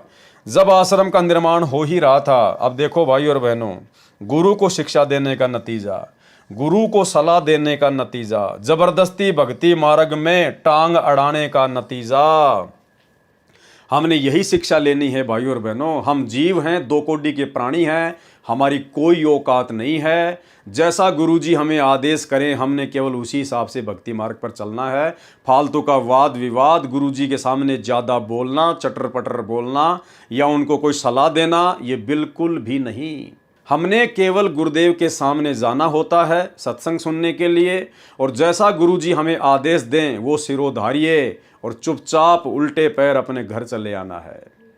इससे ज़्यादा यदि अपने आप में डेढ़ शाने बनोगे, जैसे करोथा आश्रम मैनेजमेंट के मुख्य भगत बने हुए थे, तो काम बिगड़ेगा ही बिगड़ेगा, बिगड़ेगा ही बिगड़ेगा। जबरदस्ती इन्होंने काल प्रेरणा से अपनी मनमानी करते हुए और ये सतलोक आश्रम करोथा का निर्माण करवाया, जबरदस्ती। भाई और बहनों, ये सृष्टि रचना का ज्ञान परमात्मा ने इसीलिए दिया है कि हम लोग अचिंत की तरह गलती ना करें। वो सृष्टि रचना कोई बच्चों का लेख नहीं है कोई। स्वयं कबीर साहिब, सतगुरु रामपाल जी, भगवान ने हमें वो ज्ञान सुनाया है, बताया है, पुस्तकों में सृष्टि रचना को लिखा है। शिक्षा के लिए, इतिहास हमेशा शिक्षा के लिए पढ़ाया जाता है। तो जैसे ही भक्तों ने मनमानी करके और आश्रम का कार्य पूरा किया, उसके बाद क्या हुआ? जब आश्रम का निर्माण हो ही रहा था तो छुडानी आश्रम के महंतों को ये अच्छा नहीं लगा और उन्होंने सतलोक आश्रम में गड़बड़ी करवाने के लिए असामाजिक तत्वों को भेजना शुरू कर दिया। ये है मनमानी करने का नतीजा। भाई, तुम्हारे को किसने कहा था कि आश्रम खोला जाए? तुम भक्तों को किसने कहा था कि आश्रम का प्रबंध करो? तुमने खुद अपनी मनमानी करते हुए आपस में विचार विमर्श करके गुरुजी को सलाह देना शुरू कर दिया। तुमने खुद ही जमीन का इंतजाम किया और तुम लोगों ने खुद ही आश्रम का निर्माण करवाया, और उसके बाद में काल प्रेरणा से काल ने अपने दूतों को उकसाना शुरू कर दिया और आश्रम में गड़बड़ी करवाना शुरू कर दिया। यानी वहीं से संत रामपाल जी के सिर में दर्द होना शुरू हो गया, अपने ही मुख्य भक्तों की नादानियों के कारण, नासमझियों के कारण, गुरु को मानुष मानने के चलते। तो छुडानी आश्रम के महंतों ने असामाजिक तत्वों को भेजना शुरू कर दिया ताकि उनको परेशान किया जा सके। उन्होंने पैसा मांगना और दूसरे गैर वाजिब मांगे करनी शुरू कर दी, जिन बातों से संत रामपाल जी को काफी परेशानियों का सामना करना पड़ा। क्यों करना पड़ा? उन भक्तों की नादानी के कारण। अगर वो गुरुजी को सलाह ना देते, जबरदस्ती करोथा आश्रम ना खुलवाते, क्योंकि परमात्मा तो अपने हिसाब से गांव-गांव जाकर सत्संग कर ही रहे थे, अपना काम कर ही रहे थे। अगर उन्होंने आश्रम खोलने की आवश्यकता होती तो वो तो 50 आश्रम खोल देते भाई। लेकिन भाई और बहनों, गुरु को मानुष मानने के चलते ये गलतियां होती हैं। देखो, आज आपको तीसरी बार फिर से वो छोटा सा वीडियो दिखाएंगे जिसमें गुरुदेव ने कहा कि आप अपने गुरुजी के साथ में भी रह रहे हैं, और यदि आप गुरुजी को अपने जैसा ही मानुष मानोगे, एक व्यक्ति मानोगे, एक साधारण संत मानोगे, तो कभी न कभी आपके मन में दोष आएगा, और दोष आएगा तो काल प्रेरणा से गलती होगी। सुनिए, परमात्मा बताते हैं, गुरु मानुष कर जानते ते नर कहिए अंधे, ओवे दुखी संसार में आगे यम के फंदे। गुरु को मानुष कर जानते तो ते नर कहिए अंधे, और फिर होवे दुखी संसार में, फिर काल के फंदे। पुणात्मा, हमने गुरुजी को परमात्मा मानना पड़ेगा। परमात्मा मानने से हमारी यह प्रॉब्लम सोल्व होएगी, नहीं तो नहीं हो सकती। हम अपने ही जैसा गुरु को माने, एक मानुष रूप मान करके हम यदि उसके साथ रहेंगे तो कभी ना कभी दोष आपके मन में आवेगा।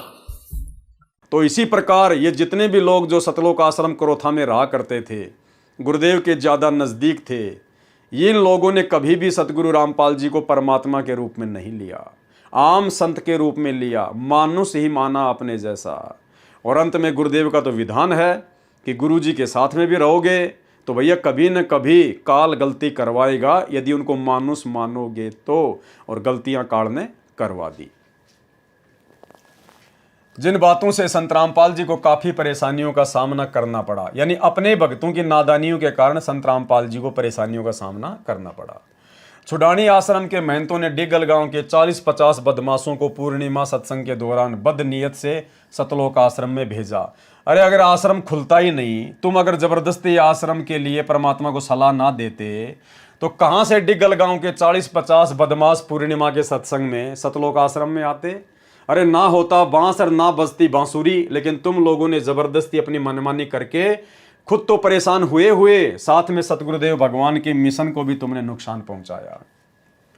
छुडानी आश्रम के महंतों ने डिगल गांव के 40-50 बदमाशों को पूर्णिमा सत्संग के दौरान बदनीयत से सतलोक आश्रम में भेजा। सन 2001 में बदमाशों ने कच्छे पहनकर और शरीर पर तेल लगाकर आश्रम पर आक्रमण किया। तो फिर तुम क्या कर रहे थे? तुम कौन से भगत थे? तुम्हारे मेरे उन बदमाशों में क्या अंतर था भाई? वो बेचारे अज्ञानता के कारण बदमाशी कर रहे थे, और तुम्हें ज्ञान होने के बावजूद भी तुमने जबरदस्ती गुरुजी के साथ में बदमाशी की। गुरुजी को सलाह देना भक्ति मार्ग में, गुरुजी के साथ में मजाक करना है, बदमाशी करना है। तो उन गुंडों में और तुम्हारे में, सतलोक आश्रम करोथा मैनेजमेंट वालों में क्या अंतर था भाई? किसने इनको इनवाइट किया? तुम लोगों की महागलती ने। गुरुजी को सलाह देने के कारण आश्रम होता ही नहीं, तो वो लोग कच्छे पहनकर और शरीर पर तेल लगाकर क्यों आते आश्रम में बदनीयत से? तो भाई और बहनों, हमने ध्यान रखना है। हम अपना इतना अनमोल समय जो इस पुस्तक के ऊपर वीडियो बनाने में जाया कर रहे हैं, हमने शिक्षा लेनी है, शिक्षा, वरना कोई फायदा नहीं होगा इस पुस्तक को पढ़ने का। अगर भक्ति मार्ग पर सफल होना है, इसी मनुष्य जन्म में सतलोक प्राप्ति करनी है, गुरु को खुश करना है, गुरु की नज़रों में पाक साफ रहना है, गुरु के चरणों में जगह बनानी है, तो भाई हमने अपने ही गुरु भाई बहनों की तरह, जो कि गुरुजी के साथ में रहा करते थे, मुख्य सेवादार थे, हमने उनकी तरह गुरु को मानुष मानकर जरा सी भी गलती वर्तमान में नहीं कर देनी है। बदमाशों ने कच्छे पहनकर और शरीर पर तेल लगाकर आश्रम पर आक्रमण किया। सतलोक आश्रम के भक्तों ने 5-6 बदमाशों को पकड़ा और उनके खिलाफ थाना सदर रोहतक में केस दर्ज करवाया। पुलिस महकमे ने सुरक्षा का खतरा देखते हुए संत रामपाल जी और आश्रम की सुरक्षा के लिए 2 गनमैन तैनात किए। संत रामपाल जी ने उसके पश्चात कबीर साहिब के ज्ञान का प्रचार प्रसार जोर शोर के साथ करना प्रारंभ कर दिया, और उनके द्वारा विभिन्न पाखंडी पंथों और तथा कथित सामाजिक संगठनों की कमियों का भंडाफोड़ हुआ। इससे तथा कथित संतों और महंतों के द्वारा दिए गए ज्ञान के खोखलापन का भी लोगों को ज्ञान हुआ, तथा सतलोक आश्रम करोथा में पहुंचकर उपदेश ग्रहण करके शिष्य बनने लगे। कबीर परमेश्वर जी की वाणी तथा शास्त्रों में प्रमाणित तथ्यों से अन्य संतों के विचारों की तुलना संत रामपाल जी महाराज द्वारा की गई। उन तथा कथित संतों, महंतों व महर्षियों के विचार सदग्रंथों के विपरीत थे, जिन्हें प्रत्यक्ष देखकर शिक्षित भगत समाज उन नकली ज्ञान बताने वाले पंथों, संतों व महर्षियों के समूह से निकलकर संत रामपाल जी महाराज से उपदेश ग्रहण करने के लिए आने लगे। कुछ ही वर्षों में संत रामपाल जी महाराज के अनुयायियों में अद्वितीय वृद्धि हुई, जिसकी वजह से ये सभी तथा कथित संत, महंत, सामाजिक संगठन इत्यादि संत रामपाल जी की जान के दुश्मन बन गए।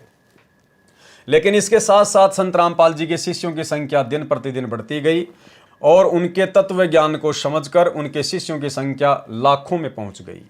संत रामपाल जी ने सन 2003 में आस्था तथा साधना चैनलों के माध्यम से सत्य ज्ञान देना शुरू किया और पाखंडी संत महात्माओं द्वारा दिए गए ज्ञान का पर्दाफाश किया, क्योंकि संत रामपाल जी के उपदेशों का मुख्य आधार कबीर वाणी, गरीबदास वाणी, दादू साहिब वाणी और गुरु नानक वाणी तथा वेद और श्रीमद् भगवत गीता और पुराण है, जिससे सभी प्रकार के पाखंडों और भ्रमित करने वाले ज्ञान की त्रुटियां उजागर होती हैं। संत रामपाल जी ने अपनी पुस्तक गहरी नज़र गीता में यथार्थ रूप से गीता ज्ञान का टीकाकरण किया। इसी प्रकार संत रामपाल जी ने परमेश्वर का सार संदेश नामक पुस्तक में कबीर वाणी और शास्त्रों के आधार पर सद्ज्ञान दिया। आस्था चैनल पर दिए गए उपदेश संत रामपाल जी ने परिभाषा प्रभु की के शीर्षक से एक पुस्तक भी समाज के सामने रखी। इस तत्व ज्ञान के उजागर करने से संत रामपाल जी के दुश्मन और बढ़ गए। और उनको धमकियों भरे पत्र और टेलीफोन आने लगे, जिसके बारे में पुलिस को भी सूचना भेजी गई और उच्च न्यायालय व सर्वोच्च न्यायालय के जरिए भी सुरक्षा बढ़ाने की मांग की गई। ये होता है गुरु को मानुष मानना। जब संत रामपाल जी ने अपने सत्संगों में नकली साधु संत महात्माओं की कमियों को उजागर किया, उनके अज्ञान का पर्दाफाश करना शुरू किया, तो लेखक के अनुसार संत रामपाल जी के पास में धमकी भरे फोन कॉल्स आने लगे और लेटर आने लगे। उसके बाद में माननीय उच्च न्यायालय से यानी हाई कोर्ट से संत रामपाल जी को सुरक्षा देने के लिए गुहार लगाई गई। ये होता है गुरु को मानुष मानना। अरे सृष्टि की सर्वशक्तिमान शक्ति तुम्हारा गुरु अगर एक फूंक मार दे तो 21 ब्रह्मांड ना जाने कहां जाके उड़े, कहां जाके गिरे। जिनके आधे बाल के बराबर भी पूरी सृष्टि नहीं है, ऐसे परम संत को ना पहचान कर उनको अपने जैसा एक मानुष मानकर और उन सतलोक आश्रम करोथा के मुख्य सेवादारों ने हाई कोर्ट में अर्जी लगाई कि साहब संत रामपाल जी की जान को खतरा है, उन्हें कोई भी मार सकता है, हमारे को सुरक्षा मुहैया करवाई जाए। ये होता है भाई और बहनों गुरु को मानुष मानना। क्या वर्तमान में आप जी ये हरकत कर सकते हो? अरे ये सोचने से पहले हमारे प्राण निकल सकते हैं, लेकिन हम ये हरकत नहीं कर सकते। हमें इस परम शक्ति की पहचान हो गई है कि ये तो सर्व सृष्टि का तीनों लोकों में प्रवेश करके भरण पोषण करता है। ये तो सबका ध्यान रखने वाला परमात्मा है, सबको कर्म आधार से सुरक्षा मुहैया कराने वाला परमात्मा है। राष्ट्रपति और प्रधानमंत्री तक की सुरक्षा यही कबीर परमात्मा सतगुरु रामपाल जी उनके कर्म आधार से करते हैं। और ऐसी परम शक्ति के लिए उनको मानुष मानकर उनके साथ में रहने वाले उनके भगत उनकी जान को खतरा देखते हुए और हाई कोर्ट से सुरक्षा की मांग कर रहे हैं कि हमारे गुरु जी को कोई मार ना दे।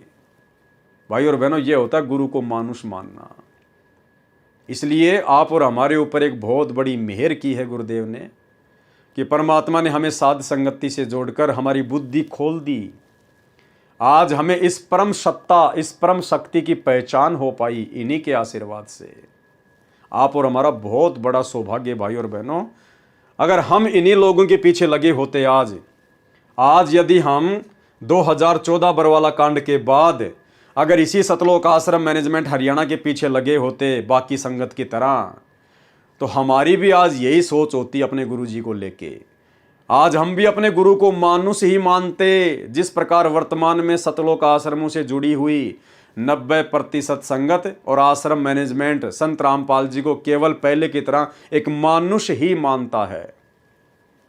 और इस बात का भी जीता जागता प्रमाण, जीता जागता उदाहरण बरवाला कांड 2014 के समय जो भ्रष्ट जज कुमारक पर नामक पुस्तक लिखी गई थी भक्तों के द्वारा। जब हम उस पुस्तक को पढ़ेंगे तो भाई और बहनों आप जी माथे में थप्पी मारोगे कि हे परमात्मा, आपके परिवार के द्वारा, आपके बेटा बेटी भाई बंधु रिश्तेदारों के द्वारा, इन बड़े बड़े कोऑर्डिनेटरों के द्वारा आपकी 15-15, 20-20, 25-25 साल से जो संगति की गई है, इतने दिनों से, इतने वर्षों से ये लोग दिन रात आपके साथ में रहते थे और परमात्मा ये लोग आपको रत्ती भर भी नहीं समझ पाए, रत्ती भर भी।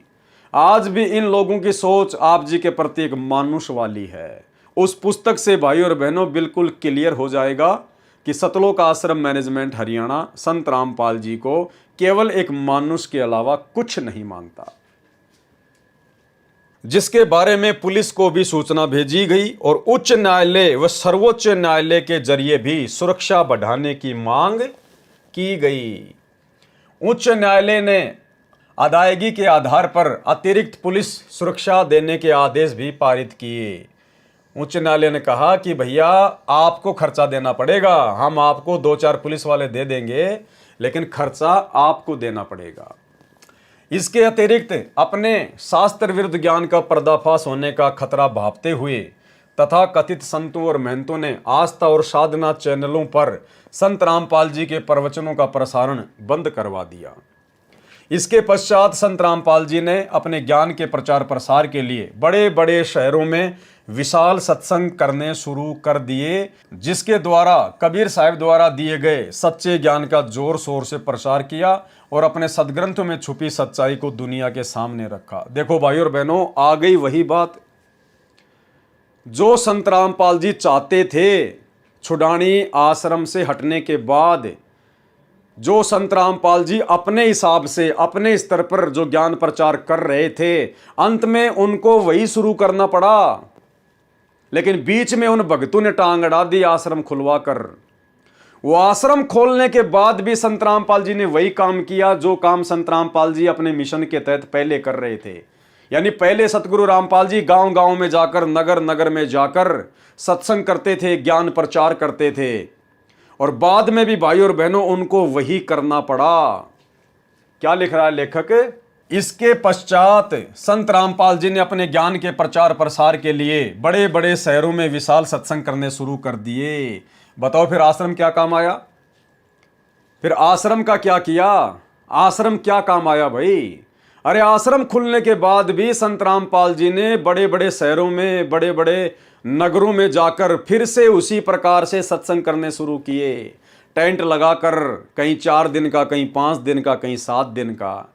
तो आश्रम की आवश्यकता संत रामपाल जी को नहीं थी। संत रामपाल जी ने जिस समय आश्रम खोलना होता उसी समय खोलते।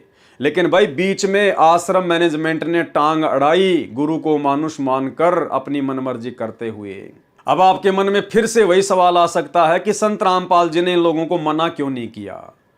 भाई अगर मना भी किया होगा तो काल का जीव मानता नहीं है, और संत रामपाल जी ज्यादा दबाव इसलिए नहीं देंगे क्योंकि भाई ये कबीर भगवान है। और जब ये प्रथम बार जोगजीत रूप में काल के सामने आए थे तो काल का और परमात्मा का एग्रीमेंट हुआ था। काल ने कहा था, परमात्मा आप नीचे जाना, आप केवल अपना ज्ञान समझाना, जो आपके ज्ञान को समझे वो आपका, और जो आपके ज्ञान को ना समझे उसको मेरे भोजन के लिए छोड़ देना, जबरदस्ती ना करना। तो संत रामपाल जी जबरदस्ती नहीं करेंगे, क्योंकि भगवान ही यदि अपने एग्रीमेंट को तोड़ेगा तो भाई फिर धरती पर न्याय कहाँ रहेगा। तो इस आधार से सतगुरु रामपाल जी ज्यादा दबाव नहीं देते थे, लेकिन वो समझाते अवश्य थे। उनका समझाने का तरीका क्या है? क्योंकि ये भगवान है, और भगवान का समझाने का तरीका सीधे तौर पर नहीं होता। क्योंकि जीव को यदि सीधे तौर पर कोई कड़वी बात बोल दी जाए तो वो परमात्मा से कोसों दूर हो जाता है। 650 साल पहले भी यही कबीर परमात्मा थे, और जब 64 लाख इनके शिष्य हो चुके थे, और जो इनके आसपास में रहा करते थे मुख्य मुख्य सेवादार, जब उनको अहंकार हो गया था, वो मान बढ़ाई में आ गए थे। और जब एक गणिका बहन जो कि पेशे से वेश्यावृत्ति का काम करती थी, जब उसने सत्संग सुने, उसको ज्ञान समझ में आया, तो वो बहन आश्रम में आने लगी। परमात्मा ने कहा कि बेटी रोज आया कर, वो रोजाना आने लगी। अब उस बहन के आश्रम में आने से पूरे नगर में ये खबर फैल गई, सुरसराहट शुरू हो गई कि भाई अब आश्रम में कुछ होने वाला है, क्योंकि आश्रम में तो गंदी गंदी औरतें भी जाती हैं। महाराज जी के ऊपर उंगलियां उठने लगी। तो जो आश्रम के मुख्य मुख्य भगत थे, जो गुरु को मानुष मानते थे, उन्होंने महाराज जी को शिक्षा देनी शुरू कर दी कि गुरुजी ये बदनाम औरत आश्रम में आती है, आश्रम की बदनामी करवाएगी। और उस गणिका बहन को भी परेशान करने लगे कि तू आश्रम में मत आया कर, उसको डराने लगे, धमकाने लगे कि तेरे आश्रम में आने से आश्रम की बदनामी होती है, गुरुजी की थू थू हो रही है। फिर वो बहन एक दिन परमात्मा का सत्संग सुनते सुनते उनके सामने रोने लग गई। तो कबीर परमेश्वर ने कहा कि बेटी क्या बात है, क्यों रो रही है? काफ़ी देर बाद उसने बताया कि परमात्मा ऐसी ऐसी बात है, अब मुझे तो ऐसा ज्ञान हो गया कि मैं तो इसके बिना रह नहीं सकती, मुझे तो मेरे पाप कर्म दिखाई दे रहे हैं, और परमात्मा मेरी तो ज़्यादा से ज़्यादा सत्संगों में आने की इच्छा होती है ताकि मेरे पाप जल्दी से कटें। लेकिन आश्रम में कुछ भगत भाई हैं जो मुझे बहुत गंदा बोलते हैं, मेरे को आश्रम में आने से मना करते हैं, दबाव डालते हैं, डराते हैं, धमकाते हैं कि तू गुरुजी की बदनामी का कारण बनेगी। तो कबीर परमेश्वर ने कहा कि बेटी उनका नाम बता, लेकिन उस बहन ने नाम नहीं बताया। कहा जी मेरे को तो जो भी मिलता है सब ऐसे ही बोलते हैं। अब कबीर जी तो अंतर्यामी थे, भाई 650 साल पहले वाले उस दाढ़ी मूंछ वाले को यदि आप जी कबीर मानते हो, पूर्ण परमात्मा मानते हो उस फोटो को, तो वो तो अंतर्यामी थे। चलो आप लोगों की नज़रों में संत रामपाल जी तो अंतर्यामी नहीं है, ये तो कबीर जी नहीं है और ना आप इनको मानते, लेकिन जो 650 साल पहले आए थे जिस रूप में, दाढ़ी मूंछ वाले रूप में, वो तो अंतर्यामी थे। उनको तो पता था ना कि कौन कौन भगत हैं जो इनको दुखी करते हैं, परेशान करते हैं।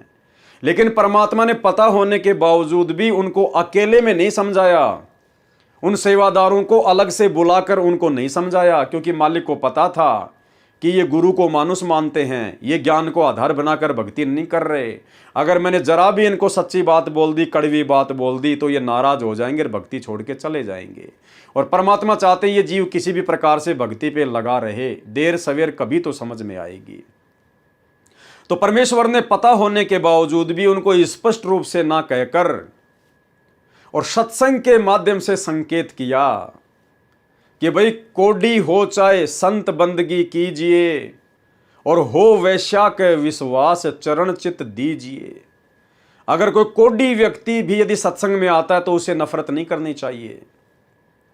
और यदि कोई वैश्या जो पहले वैश्या का काम करती थी, और अगर उसको ज्ञान समझ में आ जाए और यदि वो सत्संग में आने लग जाए, तो उससे नफरत नहीं करनी चाहिए, अपनी बहन की दृष्टि से देखना चाहिए। अगर वो सत्संग में ज़्यादा से ज़्यादा आएगी नहीं, ज्ञान को सुनेगी नहीं, तो उसके पाप कर्म कैसे कटेंगे, कैसे हल्के होंगे।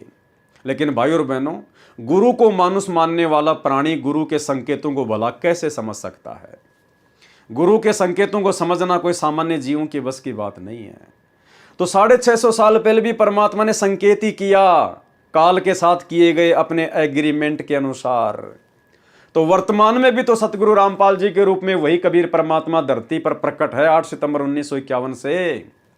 फिर भला वो परमात्मा सतलोक आश्रम करो था मैनेजमेंट के उन ना समझ भक्तों को जब उन्होंने बार बार सतगुरु को आश्रम खोलने की सलाह दी, तो भला गुरुजी उनके साथ में कैसे जबरदस्ती करते। मालिक को पता था कि इनके मन में तो काल प्रेरणा से आश्रम खोलने की जिद बैठ चुकी है, और यदि मैं इनको मना कर दूंगा तो ये भक्ति से भी दूर हो जाएंगे। तो परमात्मा ने विशेष तौर पर कोई ज़्यादा दबाव नहीं दिया, लेकिन परमात्मा ने सत्संगों में कहने में कोई कमी नहीं छोड़ी। सत्संगों में परमात्मा अक्सर जिक्र कर ही दिया करते थे। एक छोटा सा आपको उदाहरण देते हैं भाई और बहनों। हमने भक्ति और भगवान पुस्तक में पढ़ा कि 2 भगत जो गुरुद्रोही हुए थे, एक तो संजय उर्फ कृष्णदास और दूसरा समुद्र दास उर्फ लीलू दास। लीलू दास वो भगत जो एक शब्द गाया करता था, वो हाथ में तुम्बा लेके, एक तारा लेके, कि हम थारी भक्ति पे कुर्बान गुरुजी धनाना वाले। तो भक्ति मार्ग में तुम्बा बजाना अलाउ नहीं है। संत रामपाल जी के यथार्थ 13वें कबीर पंथ में भक्तों के द्वारा अपने गुरुजी के सामने खड़ा होकर ज्ञान देना, हाथ में तुम्बा लेके शब्द गाना, ये अलाउ नहीं है। लेकिन ये हरकत वो भगत उस समय क्यों करते थे? क्योंकि वो गुरु को मानुष मानते थे। जैसे दूसरे संतों के भगत उनको मानुष मानते हैं, इसी प्रकार वो भी गुरु को मानुष ही मानता था। लेकिन गुरुदेव ने उसको स्पष्ट रूप से नहीं कहा कि तू भाई ये तुम्बा रख दे, तू तुम्बा मत लेके आया कर, मेरे साथ चलना है तो तेरा एक तारा तेरे घर पे रख के आया कर, और भाई एक तारा मत बजाया कर। अगर गुरुदेव उसको इस प्रकार से कह देते तो वो कभी दोबारा मिलता ही नहीं संगत में, वो घर बैठ जाता, क्योंकि वो गुरु को मानुष मानते थे। ज्ञान को आधार कोई बना के भक्ति नहीं करता था। शुरुआत में केवल संत रामपाल जी ने अपने कोटे से सुख दिए, इसलिए लोग जुड़े हुए थे। ज्ञान को आधार बनाकर कोई नहीं जुड़ा हुआ था। लेकिन सत्संग में गुरुदेव ने उसी के सामने इशारा किया। आपको एक छोटा सा सत्संग सुनाते हैं जिसमें वही लीलू दास उर्फ समुद्र दास, वो एक तारा बजाने वाला भगत, गुरुजी के ऊपर चवर कर रहा है, पंखा कर रहा है, गुरुजी सत्संग कर रहे हैं, और उसी के सामने गुरुदेव कह रहे हैं कि भाई ये भक्तों के द्वारा ये एक तारा विकतारा लेके, तुम्बा तांबा लेके शब्द सुबद गाना, ये शब्द गाना केवल जो है वैसे नहीं होता, शब्द तो दूसरों को समझाने के लिए गाया जाता है। यानी गुरुदेव भगवान ने एक भगत के द्वारा तुम्बा बजाना बिल्कुल मना कर दिया, संकेत कर दिया, और वो जो तुम्बा बजाता था वही गुरुजी के ऊपर चवर कर रहा था, लेकिन उसके दिमाग में बात घुसी नहीं। सुनिए छोटा सा सत्संग। एक समय की बात। और सत्संग जो है एक दिन का बतेरा हो लागना होता है। जैसे आम भाषा में कहा करो ना भाई, गाम का ज्ञान का तो चमका ऐसा हो से थोड़े में लाग जाया करो, और ना तो भाई फिर नहीं लगता, चाहे सारी उम्र फिर तो चिकने गड़े हो जाएंगे। थोड़े दिन में शब्द सीख लेंगे और शब्दां के फिर सारे टूल ले जाएंगे, एक तारे लेकर नरगढ़ बांध लेंगे, उनसे कोई लाभ नहीं होता। और शब्दां के फिर सारे टूल ले जाएंगे, एक तारे लेकर नरगढ़ बांध लेंगे, उनसे कोई लाभ नहीं होता। और शब्दां के फिर सारे टूल ले जाएंगे, एक तारे लेकर नरगढ़ बांध लेंगे, उनसे कोई लाभ नहीं होता। क्योंकि जिन संतों ने पाया, महाराज कहते हैं कि साकट को तो भारी लागे संतान नाल खिलौना, वो जो परमात्मा के नाम पर नहीं लग रहे उनके लिए तो भारा बात से, और जो राम नाम पर लगे उनको तो यानी खिलौना से। जब चाहो परमात्मा ने प्रकट कर लो, जब चाहो उससे काम ले लो, जो चाहो उसको आपके लिए बालक की तरह खड़ा रहेगा। तो यहां बताया कि ये सौदा फिरना ही संतो, ये सौदा फिरना है, ना तो मनुष्य शरीर रहे और ना भाई ये मकान और कमरे कोठी रहे। और हमारे सबसे बड़ी बीमारी यह है कि हमने सोचा हम सदा न्यूरांगे जैसे आज बैठे हैं। तो ठीक इसी प्रकार भाई और बहनों, ये आश्रम ना खोलने के विषय में भी ना जाने गुरुदेव ने उनको कितना संकेत किया होगा, लेकिन जो व्यक्ति अपने गुरु को मानुष मानता है वो संकेतों को नहीं समझ पाता, काल प्रेरणा से। इसके पश्चात संत रामपाल जी ने अपने ज्ञान के प्रचार प्रसार के लिए बड़े बड़े शहरों में विशाल सत्संग करने शुरू कर दिए, जिसके द्वारा कबीर साहिब द्वारा दिए गए सच्चे ज्ञान का जोर शोर से प्रचार किया।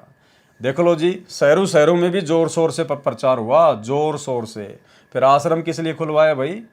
क्योंकि परमात्मा ने तो वही करना था जो उनको करना होता है, लेकिन बीच में भक्तों ने टांग अड़ाई और अपने सदग्रंथों में छुपी सच्चाई को दुनिया के सामने रखा। इन सत्संगों को सुनकर और सच्चाई को समझकर संत रामपाल जी के शिष्यों में भारी संख्या में वृद्धि हो गई। यानी जितने लोग आश्रम खोलकर संत रामपाल जी की शरण में नहीं आए, लेखक कह रहा है कि भारी संख्या में वृद्धि होती चली गई। जब गुरुजी गांव-गांव, नगर-नगर, दूर-दूर शहरों में जाकर सत्संग करने लगे 5 दिन का, 7 दिन का, तो भारी संख्या में भक्तों की वृद्धि होती चली गई। इन सत्संगों को सुनकर और सच्चाई को समझकर संत रामपाल जी के शिष्यों में भारी संख्या में वृद्धि होती गई, जिससे तथाकथित संत और विशेषकर आर्य समाजी ज्यादा ही परेशान हो गए और उन्होंने सत्संगों में विघ्न डालना शुरू कर दिया, जिसके परिणाम स्वरूप जुलाई 2004 में यमुना नगर में चल रहे सत्संग पर आक्रमण करवाया गया, जिसमें संत रामपाल जी और उनकी संगत बाल बाल बची। भाई और बहनों, ये शब्द लिखना अपने गुरुदेव भगवान के विषय में सरासर गलत है।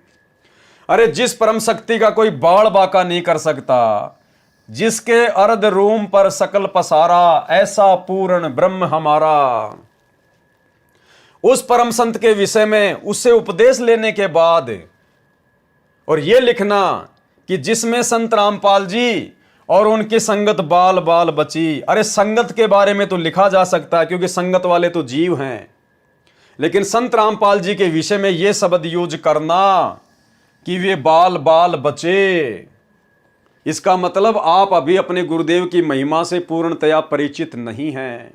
आपने अपने गुरुदेव को उस परम शक्ति के रूप में देखना शुरू नहीं किया, अन्यथा यह शब्द एक भगत लिख ही नहीं सकता कि हमारे गुरुजी फला फला घटना में बाल बाल बच गए।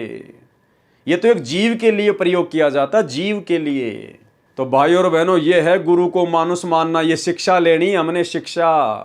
हमने निकट भविष्य में कभी भी इस प्रकार के शब्दों का अपने गुरुजी के लिए प्रयोग नहीं करना है। ये तो 8 सितंबर 1951 से जब से प्रकट हुए तभी से कबीर भगवान है, परमात्मा है। आगे चलकर ये कब अपना खेल खेलते हैं, कभी ये आश्रम खोलते हैं, कभी ये ज्ञान प्रचार करते हैं, कभी ये उपदेश देना शुरू करते हैं, कभी ये सत्संग करना शुरू करते हैं, ये अपनी लीला अनुसार करते हैं। लेकिन अपने गुरुदेव भगवान के विषय में, जो कि स्वयं कबीर परमात्मा हैं, पूरी सृष्टि को रचने वाले हैं, जिनसे बढ़कर सर्वशक्तिमान तो छोड़िए, जिनके पासिंग भी कोई महान शक्ति इस ब्रह्मांड में नहीं है, सृष्टि में नहीं है, उनके विषय में ये शब्द यूज करना कि यमुना नगर के सत्संग में जब लोगों ने बदतमीजियां की तो संत रामपाल जी बाल बाल बचे। बाल बाल बचने का मतलब है वो तो कोई भगवान की दया थी, नहीं तो उसी दिन उनका राम नाम सत्य कर दिया जाता।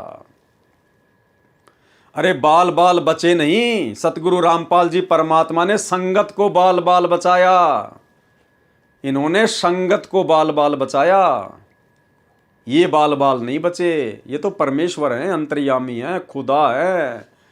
इनको कोई हाथ लगाने की सोच भी कैसे सकता है? इनको तो 21 ब्रह्मांड का स्वामी ज्योति निरंजन भी हाथ लगाने की नहीं सोच सकता मेरे भाई। आम जीव की तो औकात ही क्या है इनके सामने, जिसमें संत रामपाल जी और उनकी संगत बाल बाल बची। इसके पश्चात संत रामपाल जी ने खुले स्थानों पर सत्संग करना बंद कर दिया। क्यों बंद कर दिया भाई और बहनों? भाई समर्थ को तो किसी का डर है नहीं, चाहे लाख आ जाओ, चाहे 10 लाख आ जाओ, चाहे पूरी दुनिया क्यों ना आ जाओ, समर्थ को तो किसी का भय नहीं। निर्विकार निर्भय तू ही और शकल भयमान, सब पे तेरी साहिबी तुझ पे साहिब नाए। तो फिर संत रामपाल जी ने गांव गांव नगर नगर जाकर सत्संग करना बंद क्यों कर दिया? अपने उन्हीं विशेष सेवादारों की सलाह पर।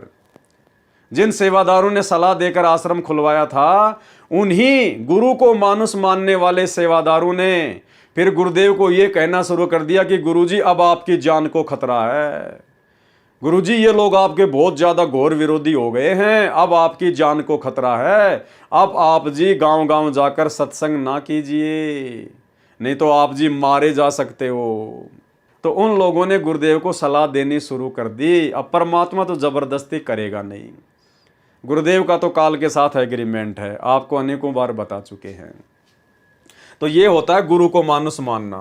इसके पश्चात संत रामपाल जी ने खुले स्थानों पर सत्संग करना बंद कर दिया और अपने आश्रमों और समाचार पत्रों के माध्यम से सत्संग करना शुरू किया। संत रामपाल जी महाराज द्वारा सत्यार्थ प्रकाश पर की गई समीक्षा कृपया निम्न पढ़े। संत रामपाल जी महाराज कहते हैं कि मैंने न तो आर्य समाज को बुरा बताया, क्योंकि हमारी आपस में रिश्तेदारियां हैं, मामा फूफी के भाई बहनें हैं, और न ही महर्षि दयानंद जी को बुरा बताया।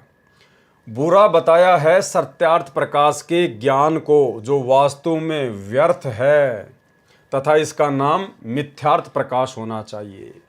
ठीक इसी प्रकार भाई और बहनों, हम सत्सेवकों ने ना तो गुरुजी के बेटे को गलत बताया, ना बेटी को, ना भाई बंधुओं को, ना रिश्तेदारों को, ना किसी कोऑर्डिनेटर को।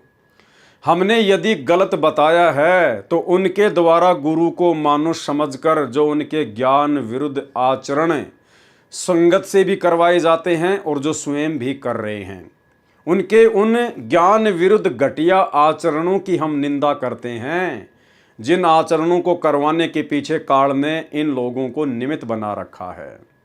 तो इसी प्रकार सतगुरु रामपाल जी ने ना तो किसी भी आर्य समाजी को बुरा बताया और ना ही महर्षि दयानंद जी को बुरा बताया। अगर बुरा बताया है तो उनके द्वारा जो सत्यार्थ प्रकाश पुस्तक लिखी गई है उसमें लिखी हुई अज्ञान को बताया है। जिन व्यक्तियों ने हमारे बीच में दरार पैदा करने की कुचेष्टा की है, वे कुछ मुट्ठी भर व्यक्ति हैं जो आर्य समाज की आड़ में आर्य प्रतिनिधि सभा बनाकर उसके अधिकारी बनकर प्रभुता बनाए हुए हैं। ठीक इसी प्रकार भाई और बहनों, सतगुरु रामपाल जी भगवान की संगत को सच्चाई ना समझने देने के पीछे ये मुट्ठी भर सतलोक आश्रम मैनेजमेंट हरियाणा के लोग हैं। ये चंद कोऑर्डिनेटर हैं जो अपने स्वार्थों में पूरी तरह से लिप्त हैं और उनको भय है कि यदि संगत तक सच्चाई पहुंच गई तो हमारा धार्मिक धंधा बंद हो जाएगा। उनके पास ज्ञान का उत्तर नहीं था, इसलिए उपद्रव करवाकर आपस में जनता को लड़वाकर अपनी पदवी बनाए रखना ही उद्देश्य था। आर्य समाज की एक सार्वदेशिक प्रतिनिधि सभा दिल्ली में भी है जो पूरे भारतवर्ष की संचालक है। उन्होंने इस सत्य ज्ञान का विरोध नहीं किया क्योंकि वे सत्य से परिचित हैं कि सत्यार्थ प्रकाश का ज्ञान व्यर्थ है। आर्य समाज की परिभाषा क्या लिखा जा रहा है? आर्य समाज के विषय में आर्य समाज की क्या परिभाषा है? आर्य का अर्थ श्रेष्ठ, अर्थात समाज का अर्थ समुदाय, वह समुदाय जो शराब, मांस, तंबाकू आदि नशीली वस्तुओं का सेवन न करता हो, चोरी जारी झूठ कपट से दूर हो, वह समुदाय आर्य समाज कहलाता है। तथा जो आर्य समाज के 10 नियमों का पालन करता हो, जिनमें चौथा नियम है। चौथा नियम क्या है आर्य समाज के नियमों में? जिनमें चौथा नियम है, सत्य का ग्रहण करो, असत्य का परित्याग करो। जो अपने आप को आर्य समाजी कहते हैं, वे आंखों देखकर भी सत्य को ग्रहण नहीं कर रहे कि वास्तव में सत्यार्थ प्रकाश का ज्ञान वेद ज्ञान विरुद्ध है तथा मिथ्या आलोचनाओं का पुलंदा है। ठीक इसी प्रकार भाइयों और बहनों, लेखक के द्वारा, भगत विजय दास के द्वारा आर्य समाज को तो उनके नियम याद दिलवाए जा रहे हैं कि तुम काहे के आर्य समाजी हो। तुम्हारे जो 10 नियम है, उन 10 नियमों में जो चौथा नियम है, तुम उस नियम की तो पालना करते ही नहीं कि सत्य को ग्रहण करो और असत्य का परित्याग करो। तो ठीक इसी प्रकार भाइयों और बहनों, सतलोक आश्रम मैनेजमेंट हरियाणा वालों को भी विचार करना चाहिए दुनिया को शिक्षा देने से पहले कि तुम काहे के आर्य समाजी हो। फिर आर्य समाजी का मतलब सर्वश्रेष्ठ समाजी, और संत रामपाल जी ने सच्चा आर्य समाजी केवल अपने भगत को बताया है। तो सतलोक आश्रम मैनेजमेंट हरियाणा फिर कहां से पक्का आर्य समाजी हो गया? कहां से पक्का संत रामपाल जी का अनुयायी हो गया, भगत हो गया? क्योंकि आप लोगों ने आर्य समाजियों को तो उनके 10 नियमों में से चौथा नियम याद दिला दिया कि ना तो तुम सत्य को स्वयं ग्रहण करते और ना तुमने असत्य का जो है परित्याग किया है।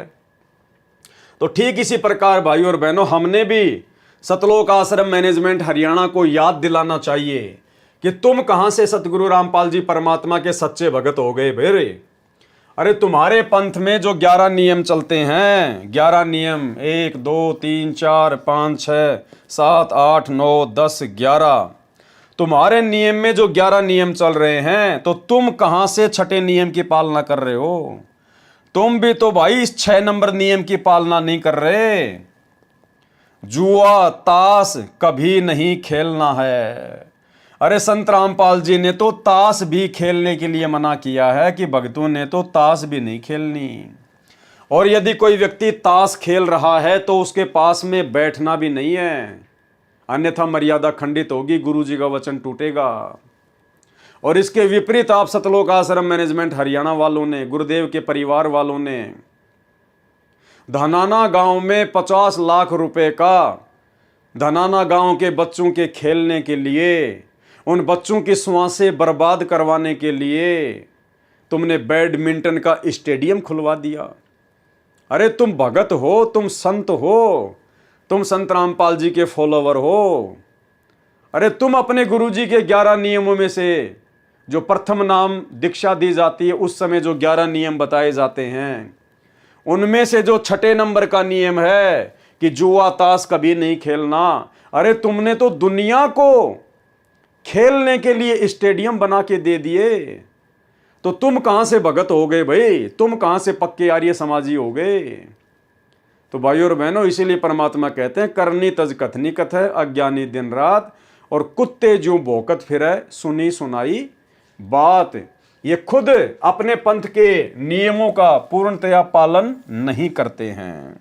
तो भाइयों और बहनों, आप जियों के सामने सतगुरु रामपाल जी परमेश्वर जी की सत प्रेरणा से इन पुस्तकों के ऊपर जो वीडियो बनाए जा रहे हैं, आपके सामने प्रस्तुत किए जा रहे हैं। ये वीडियो बनाने का हमारा केवल एक ही मकसद है कि भक्ति मार्ग पर आप और हम भगत भाई बहन वर्तमान में, जो कि बिल्कुल पीक टाइम है, प्राइम टाइम है भक्ति का, इस समय आप और हम वो गलतियां ना कर दें।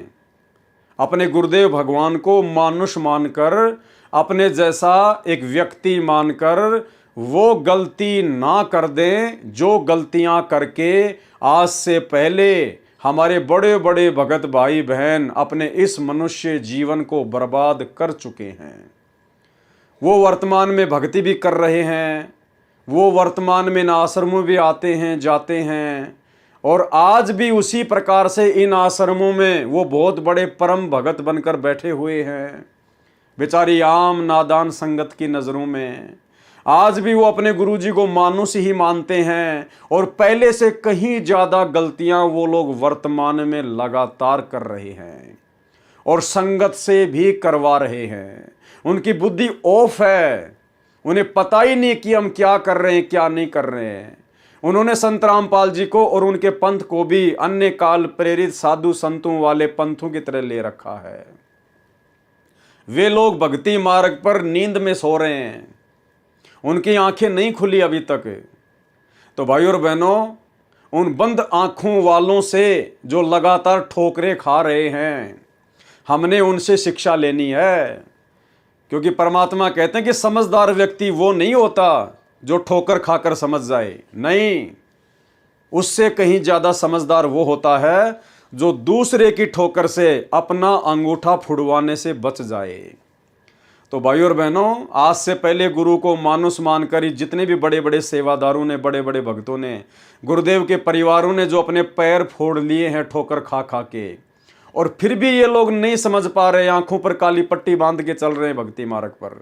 इन्हें सत्य असत्य का पता ही नहीं, क्या नियम है, कौन सा नियम टूटने से क्या होगा, कैसे गुरुदेव प्रसन्न होंगे, कैसे नाराज होंगे, इन्हें कुछ नहीं पता। ये आज भी गुरु को मानुष मानकर और अपने घर का गुरु मानकर उसी प्रकार से काल प्रेरणा से दौड़े जा रहे हैं।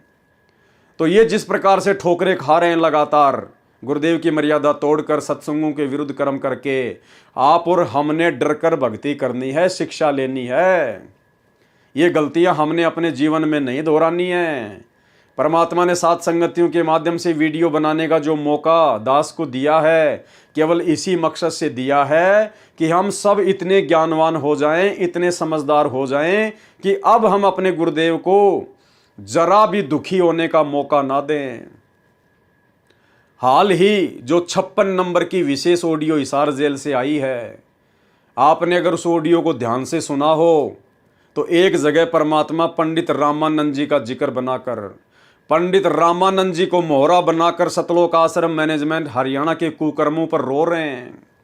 परमात्मा महादुखी हो रहे हैं और कह रहे हैं, नालायकों, आज भी नहीं पहचान रहे। अरे मैं तुम्हारा भगवान हूं, मैं तुम्हें बता रहा हूं, मैं तुम्हें समझा रहा हूं। गुरुदेव स्पष्ट कह रहे हैं, पंडित रामानंद जी को माध्य बनाकर संकेत कर रहे हैं अपने परिवार के ऊपर, इन सतलोक आश्रम वालों के ऊपर संकेत कर रहे हैं कि मैं तुम्हारा भगवान हूं, तुम्हारे लिए भटक रहा हूं, और फिर भी तुम मुझे नहीं समझ रहे, चौधरी बने फिरते हो, तुम पंडित बने फिरते हो। क्योंकि सतगुरु रामपाल जी भगवान अंतर्यामी है, उनकी आंखों के सामने इनके सारे कुकर्म चलचित्र की तरह यूं के यूं हैं। परमात्मा को दिखाई दे रहा है इनका भविष्य कि आगे चलकर ये काल की गोद में बैठेंगे। परमात्मा को इनका भविष्य दिखाई दे रहा है कि आगे चलकर इनके साथ में क्या बनेगी, काल कैसे इनसे नंगा तांडव करवाएगा। इसलिए परमात्मा महादुखी होकर अपने आप को रोक नहीं पाए। रोते रोते परमात्मा कह रहे, मैं तुम्हारा भगवान हूं, मैं तुम्हारा परमात्मा हूं, तुम्हारे लिए भटक रहा हूं और तुम समझ नहीं रहे।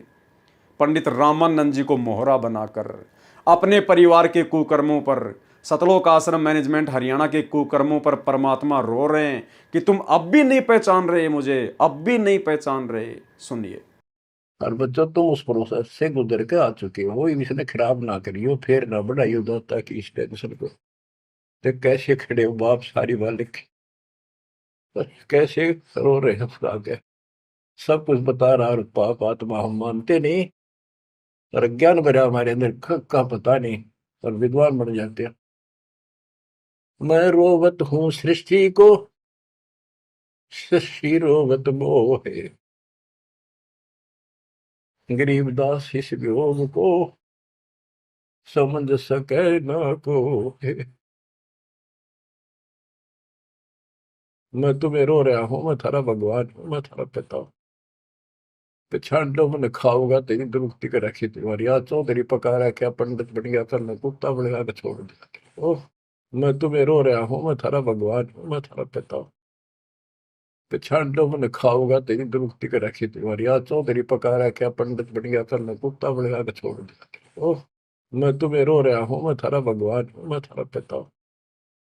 पिछाड़ो मन खाओगा तेरी दुरुक्ति कर रखी तुम्हारी, आज चौधरी पका रहा, क्या पंडित बन गया, करना कुत्ता बनेगा के छोड़ दिया। ओह, और देखो कैसे ढंग से निकाल रहा के, काल का विधान भी बना रहा है, मेरा वचन भी बना रहा है, मेरे बच्चे भी मेरी शरण में आ जाए तो निकालते हैं।